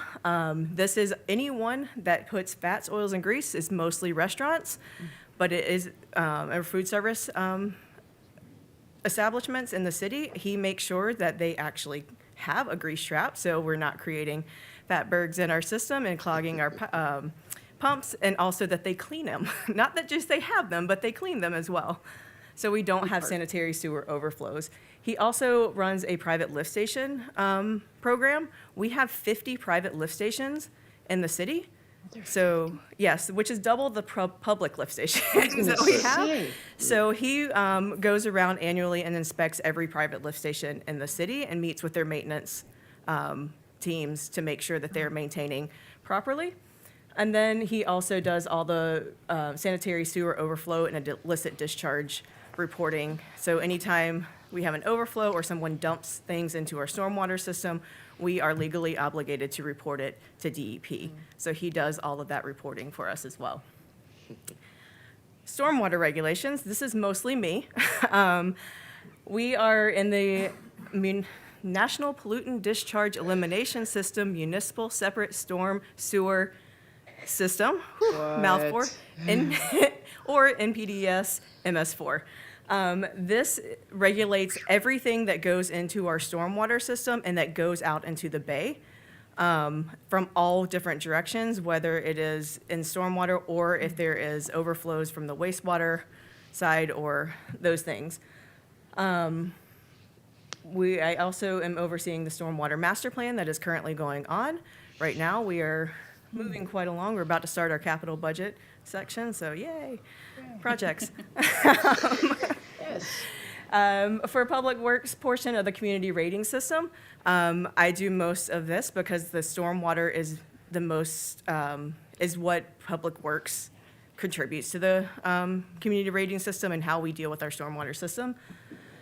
All for staff training, I teach a DEP erosion and sediment control class, which is required by our staff to attend, our staff to have the certification. And then water quality monitoring, we have some regulatory water quality monitoring, but we also do like the healthy beaches. So we monitor the beaches to make sure that the waters are safe and post that online for our residents. All right, city assets and infrastructure. This is all of our assets all together that you cannot see them because there's so many of them but all of our wastewater, potable water, stormwater, we have our street signs on a different one because that's a lot too. But all of our assets are managed within this division for the GIS portion. We are now required by statute to have an asset management system that complies with very specific rules that for our wastewater plant. So we're going to comply for all of our divisions if we're, and just do it for the whole of Public Works. And that's our enterprise asset management system that we are currently in review of right now. And then resilience. We have quite a few things that we've gone on for the past couple of years. The climate resiliency plan and the vulnerability assessment are two major.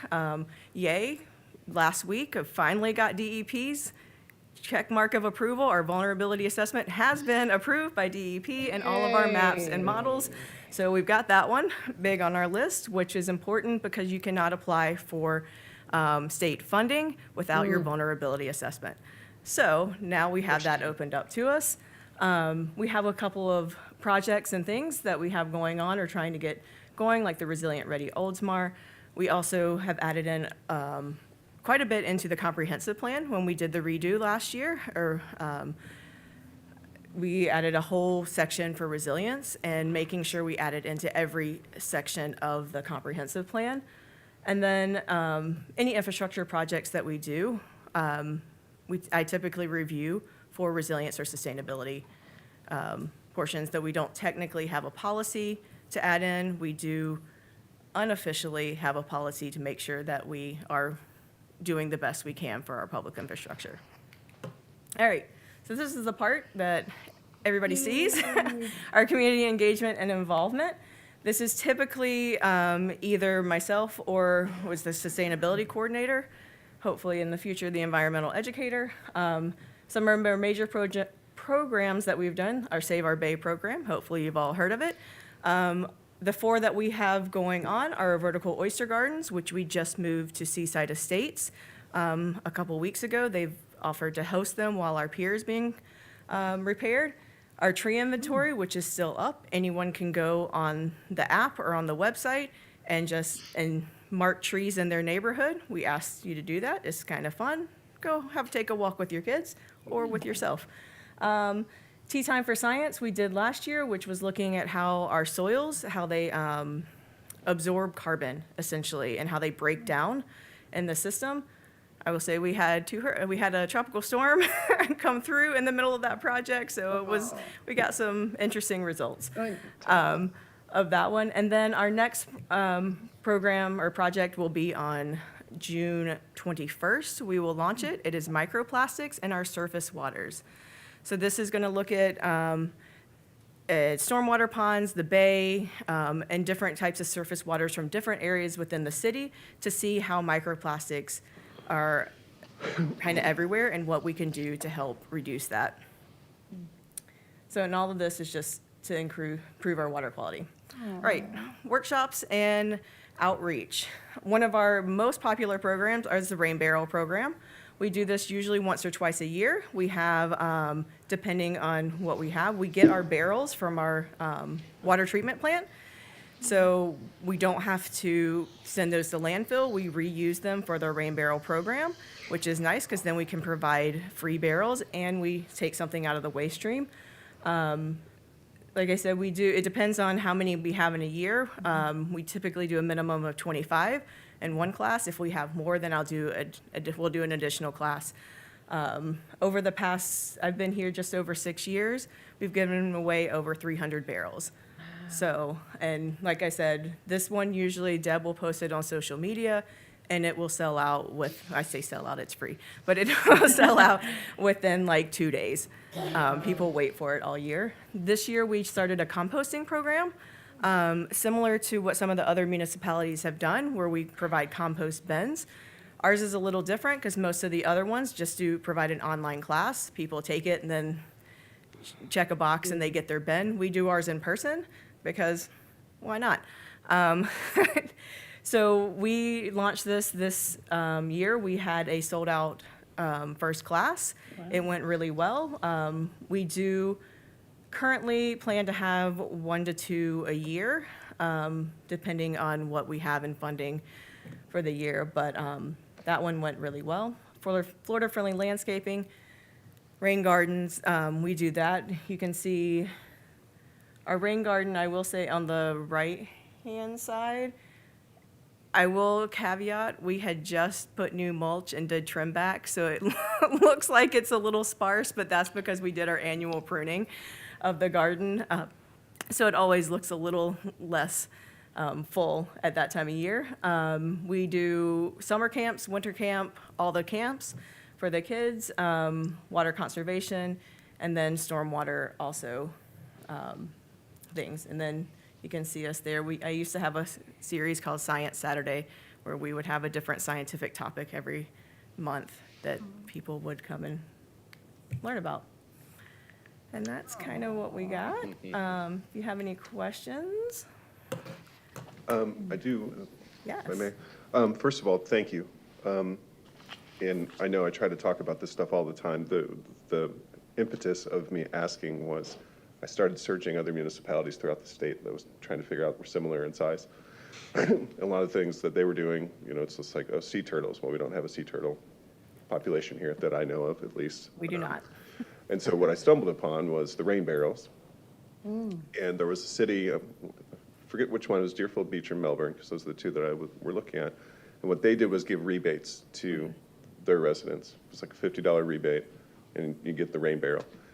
And you could install it, and they wouldn't go through the inspection process of the installation of the rain barrel. And then there was also the other municipality that I was looking at had a rain garden. And just forgive my ignorance, I didn't know that we did. So that's why I asked if we could highlight. But if you could, Ashley, not to forgive me for putting you on the spot, but what is the importance, why was I so adamant about rain barrels and a rain garden? Because of the storms we just went through. Can you please explain the importance of those? Yeah, so there's a couple different things.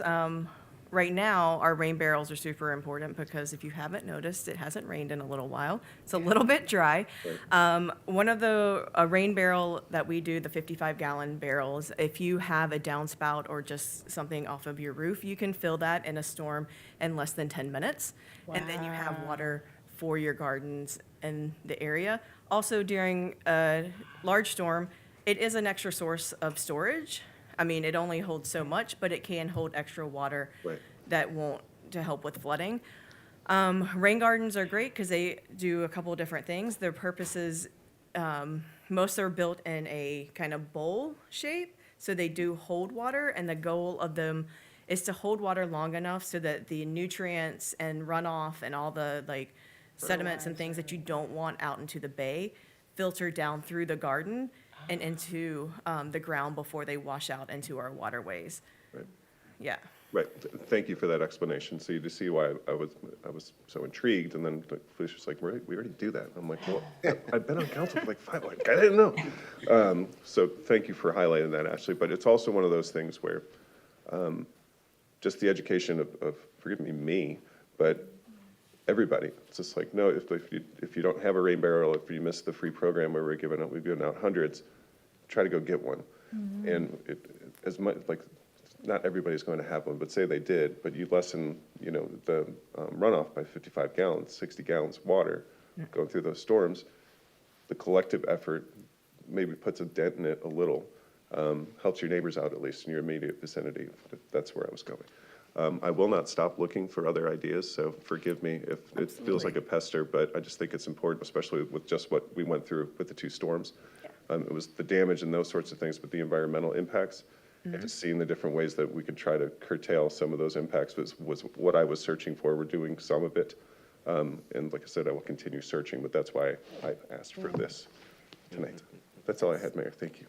I didn't know it could fill a rain barrel in 10 minutes, you said? So I don't know if you really looked at the organic garden that's out at Yeah. Bicentennial. Yeah. They have a little shelter thing that's like a Funneling. little V, Uh-huh. and they changed where one of their barrels went, and we had just a regular afternoon storm, and their barrel, I think, was filled in less than 10 minutes, and it's like that shelter is maybe 10 by 10, filtering that directly Reduce into my it. reclaimed bill.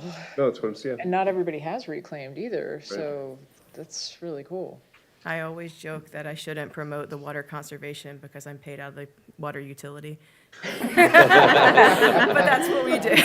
We still need water for the future. This is true. This is true.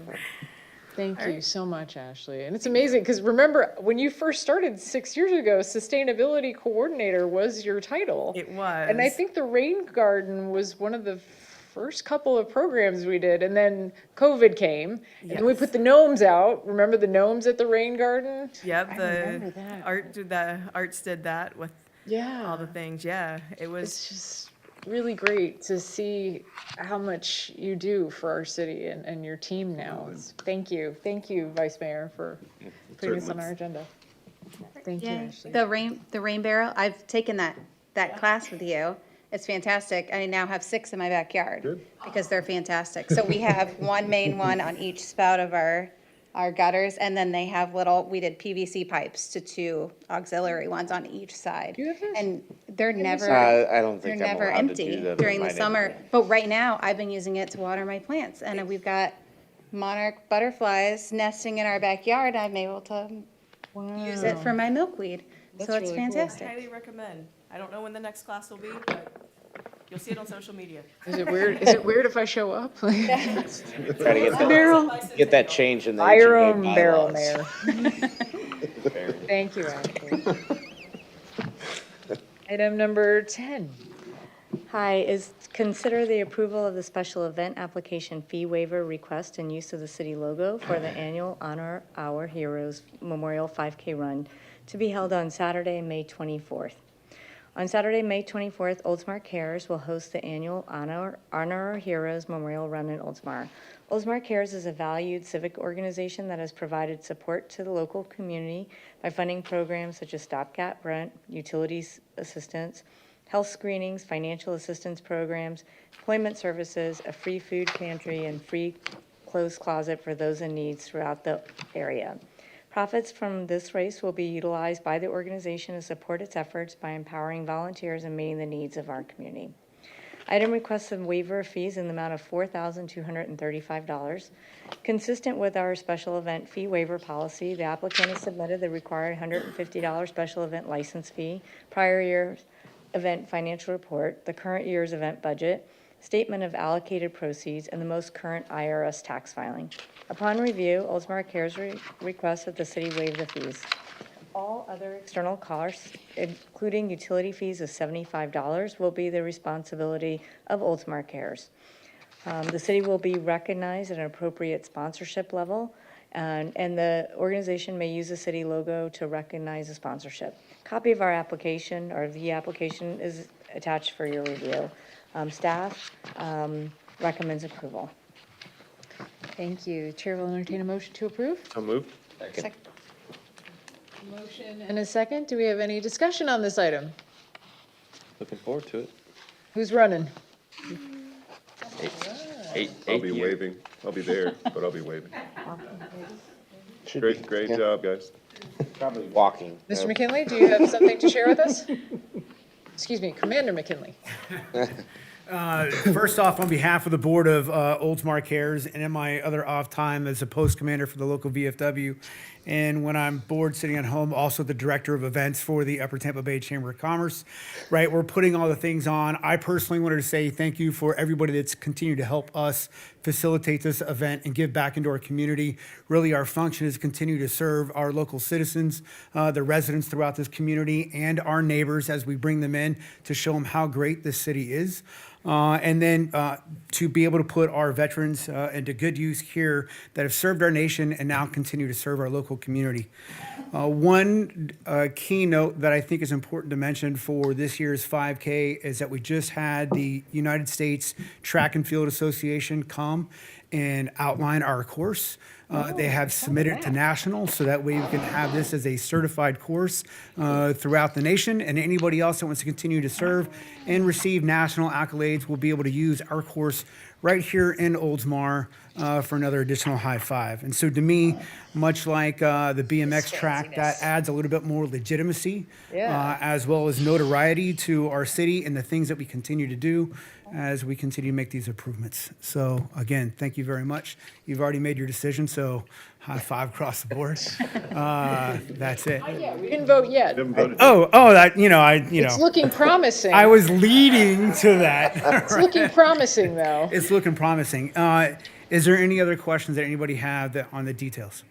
I have one that's just a little bit more general, and you and I had some conversation about this with the changes that we made to the fee waiver process. Yes, sir. I was hoping you would be able to share like some feedback to where if we want to try to improve that or make it better and less arduous for those that are applying in the future. And I don't know how much time you want for that, but this would be an opportunity for us to I fully hear it. appreciate the question, and I think in an attempt to make the city have a process to review the nonprofits and or other entities that want to continue to do things here, you're asking some of the right questions, but in the manner in that which we're doing it is rather difficult or sometimes a little bit intrusive into the process or the filings or the inner workings of certain organizations. And I think on all good intentions, some refinement may be made, but I'm not prepared to go into details at that right now.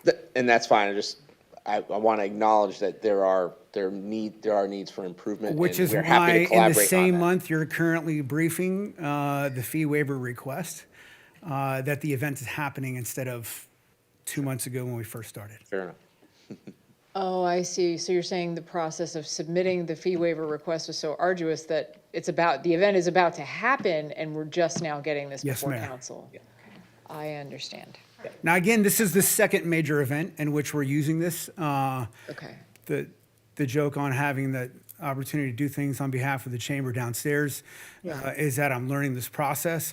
But again, if I'm the one that's conducting these on behalf of 3 major organizations within the city, and we're still trying to refine this, and I'll give a shout out right here for Ms. Karen Beal. She is a stickler. However, she is very much willing to work with us and Chip with it's not always just starts in parks, but it stays in parks. This community's been great, and so he's been a great asset for us as well. Okay, some good, interesting feedback. Okay. Interesting is a very good word, Mayor. Thank you. Maybe something for a future agenda. Yes. Perhaps. Okay. Okay. Well, thank you for your candor. We appreciate that. I don't think it will affect the vote. But Should I stay here for the vote? I can stay in. are there any other questions for Commander? No. I have a motion and a second. All those in favor signify by saying aye. Aye. Any opposed? Motion passes. Thank you very much, ladies and gentlemen. Thank you. Thank you. Thank you, sir. Okay. Whew. Our city clerk, anything for this evening beyond your incredible presentation, everything that you've done, the volunteer appreciation dinner? Are you tired? No. No? She's ready for more, Rhonda. She's still ready to do more. Can you believe that? Thank you for everything you do. Thank you. Thank you.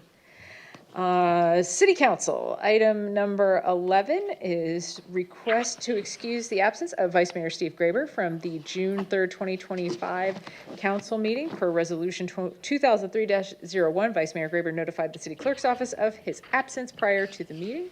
The chair will entertain a motion to approve. So moved. Second. I have a motion and a second. Is there any discussion on this item? Fun working. I will have fun working, yes. All those in favor signify by saying aye. Aye. Any opposed? I'm sorry, aye. Any opposed? Motion passes. Item number 12, our council comments. Councilmember Tadezewski. All right, I'll try to keep it quick because it's been a long meeting. Got a lot of stuff in my head. I do want to clarify, I said I have 6 rain barrels. Only one of those is from the city. I promise I'm not hoarding city rain barrel. I just want to clarify in case somebody gets confused. I did not get them all from the People watch city. this on YouTube. I just want to clarify, only one is from the city, and thank you for that one. I enjoyed the class. I'm excited for Party in the Park at Sheffield Park, and I have to say, I'm very excited that this is at a different park other than Friendship Park or Olds. One of the things that I was asked most when I was campaigning and walking door to door was, why are all the events at one single city park? And that's not necessarily true. We do have stuff spread out, but the more we have it spread out, the happier our residents are. So I'm very excited to see that, and I will see you on Friday. I also, quickly, I got a chance to tour the WRF plant and our reverse osmosis plant. Got to see the new site of our building that we approved. And I just have to say, I learned a ton. I was so impressed by all the staff. The amount of talent that we have in our city is incredible, and they're all smarter than me.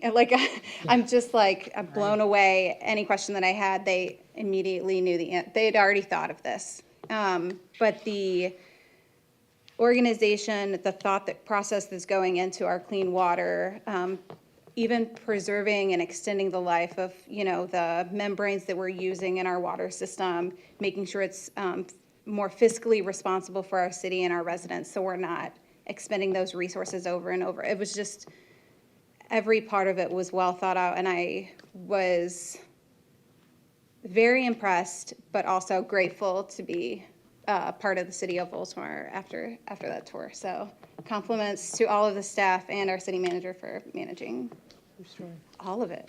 It's just incredible. That's it. Thank you. Councilmember Swager?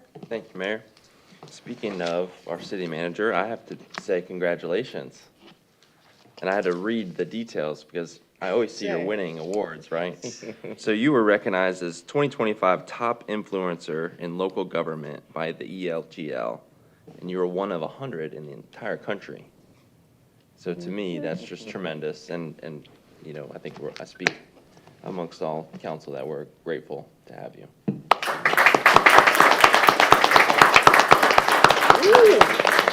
Some standing ovations out there.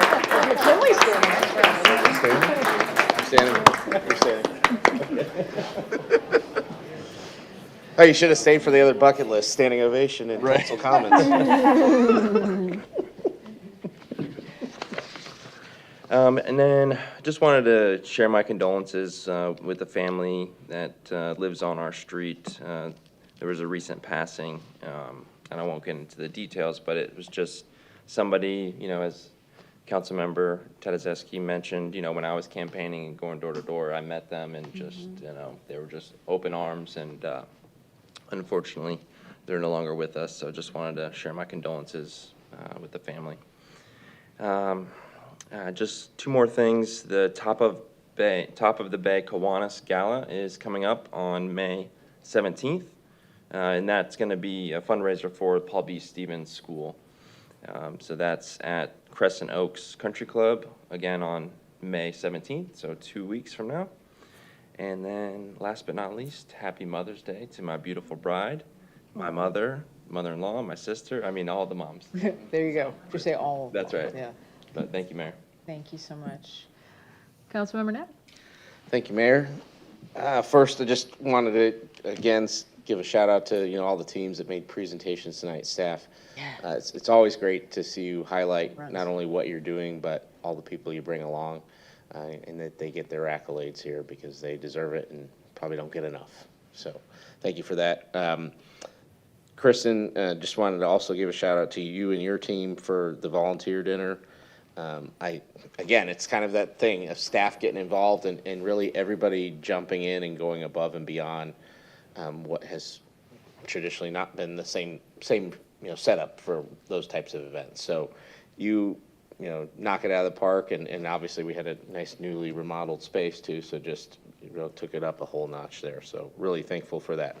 I know we just prior to council comments addressed an upcoming absence for vice mayor. I also now looks like we'll have a conflict for the June 3rd meeting. I got invited to participate in a panel that is for medical plastics processing up at UMass Lowell, which is like one of the top plastics engineering schools in the country. So it's a whole one-day event, and it's the day after council up in Boston. Yeah.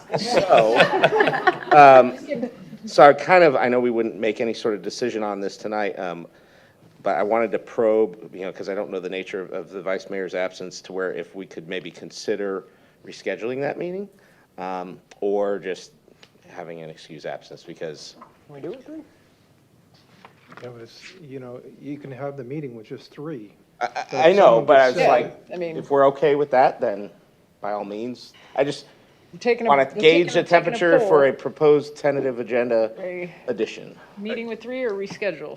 I think it's up to the three. I mean, of course, I'd be happy to chime in. I'm in Orlando for like a you better be there meeting for my work. No. You No, gentlemen just that, have, but the nature of what the. Yeah, I'm Yeah, just no, like, could both we of do you- it Thursday? both of you have clearly legitimate events. Yeah. That's not the question. The question is just, do we have the meeting as currently scheduled, assuming that the absence would be approved, which I'm going to for this moment, with Councilmember Swager, Councilmember Tedeschi, and myself, or is there an appetite to reschedule the meeting to a different day, that first week of June?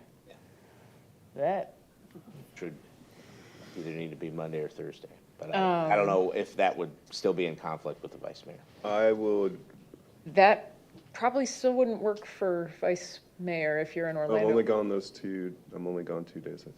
So Thursday, I think would be fine. It's a Tuesday, Wednesday thing. Yeah, I would be flying back from Boston Wednesday night. Well, why That's all don't, day Wednesday in Boston, or outside of Boston. why don't we do this? Why don't we add it to the agenda to discuss at the next meeting what we want to do, and just kind of, as we're thinking about it, and we'll also perhaps add your Yeah, we can add absence. both, because put them in Yeah. order of, do we reschedule first, and if we don't, then Yeah, absence. that way we can kind of get an idea, think about it, and also get with the city manager, because of course that necessarily requires perhaps Changes. her presence, or perhaps the presence of staff, depending on what's on the agenda. Yes, absolutely. Okay, very good. And then lastly, also just want to extend a very happy early Mother's Day, and my mom may still be watching, I don't know. She's usually watching most meetings, so happy early Mother's Day, Mom. I will see you on brunch Saturday, because then the wifey gets Mother's Day on Sunday. That's all I have, Mayor. Thank you. Thank you. Vice Mayor? I don't have much either.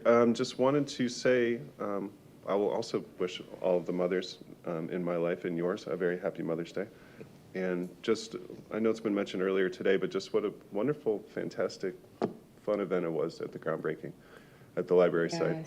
And to see some familiar faces. I know we still keep in contact with a lot of those people, but just the sense of excitement, literally putting shovels in the ground. When I ran the first time, they asked me about my thoughts on downtown, and my answer was, I want shovels in the ground. And 5 years later, we're putting shovels in the ground. So it was very it was an emotional thing for me. I know I don't get emotional, as all of you know, but just, I was really proud to be there. I was proud that all of us were there. So I just wanted to highlight that. But that's all I had, Mayor. Thanks so much. Thank you, Vice Mayor. That was a really, really fantastic event at the groundbreaking tonight. And I know not many of you might know out there in YouTube land or perhaps here this evening, but that event, as incredible as it was organized very quickly. Many thanks to staff who did everything from putting out chairs, setting up, for media appearance, for, coordinating everybody to come, the script, the microphones. I mean, it takes a lot to set that up on the spot, and it goes so seamlessly when we're there. And, I was grateful in that moment to recognize our charter officials, and thank you, Felicia, for recognizing some of the staff that was involved, because it was really a Herculean effort over the last 5 years to get those shovels in the ground. And it matters a lot to me. It matters a lot to our residents. And I think it's going to matter to a lot of people in the future of our city. It's going to be an incredible project. And I'm just so proud to stand there, with all of you. It was an incredible moment. Okay, a couple things. The Hurricane Expo, that was amazing. Thank you to Mike Boylan for putting on a great speech. We had so many questions. A lot of people were really confused and involved. Ginger, you were there. Valerie, you came in at the end there. It was a really informative speech that he gave. And one of the biggest highlights I took away from that, of course, it was wonderful to see all of our, different nonprofits there. The county had, I think, 5 different organizations there, different arms from the county present to answer questions, hand out information. From pets to your home, it was incredible. All the information, even Lowe's was there with the generators. It was really cool to see an area for the kids to play. And that was, I think, in partnership with the church, and Peggy Allison was there as well, to give parents the opportunity to walk around and learn the information without their kids going, Mommy, I'm bored, right? Because there's not really much information there pertinent to them. So it was wonderful to see our nonprofits there, and so many people interested in receiving that information. I certainly took away from it, what Mike Boylan always says, which is run from the water, hide from the wind. But, the bottom line is we don't need to know our elevation. We don't need to know, we don't need to do math problems, 1 day out, 5 hours out. Should I leave? Should I go? If the county, if the state, if the emergency management folks in charge, if our city tells us to leave, it is time to leave. It is time to evacuate. And we know if you're home because we could see you're using the toilets and the showers. So, but in all seriousness, it's critically important, of course, because we can't get emergency personnel to folks if you're not, if you're at home and we're in the middle of a storm. And we had a great presentation tonight for EMS week, and we had calls during the hurricanes, Milton, during Helene, and during that flash flood. It's really scary, and nobody wants to be on the other end of 911 telling somebody, we can't come and get you. So it was very informative. I think everybody who was involved in planning it, I know the city clerk's office assisted as well. So thank you to everybody for putting that on. Whew. The Opal Theater production of Alice in Wonderland was at the park, a lovely event, and nice to see all of the children there thriving. I was very proud of the kids who continue to participate in that program. We had the Star Grants Award this morning. We gave $1,000 on behalf of the Upper Tampa Bay Education Foundation to Forest Lakes Elementary School. Hey. It's my understanding they intend to use it for expanded ESE programming and their Special Olympics programming, a room that they want to better modify to use for ESE students.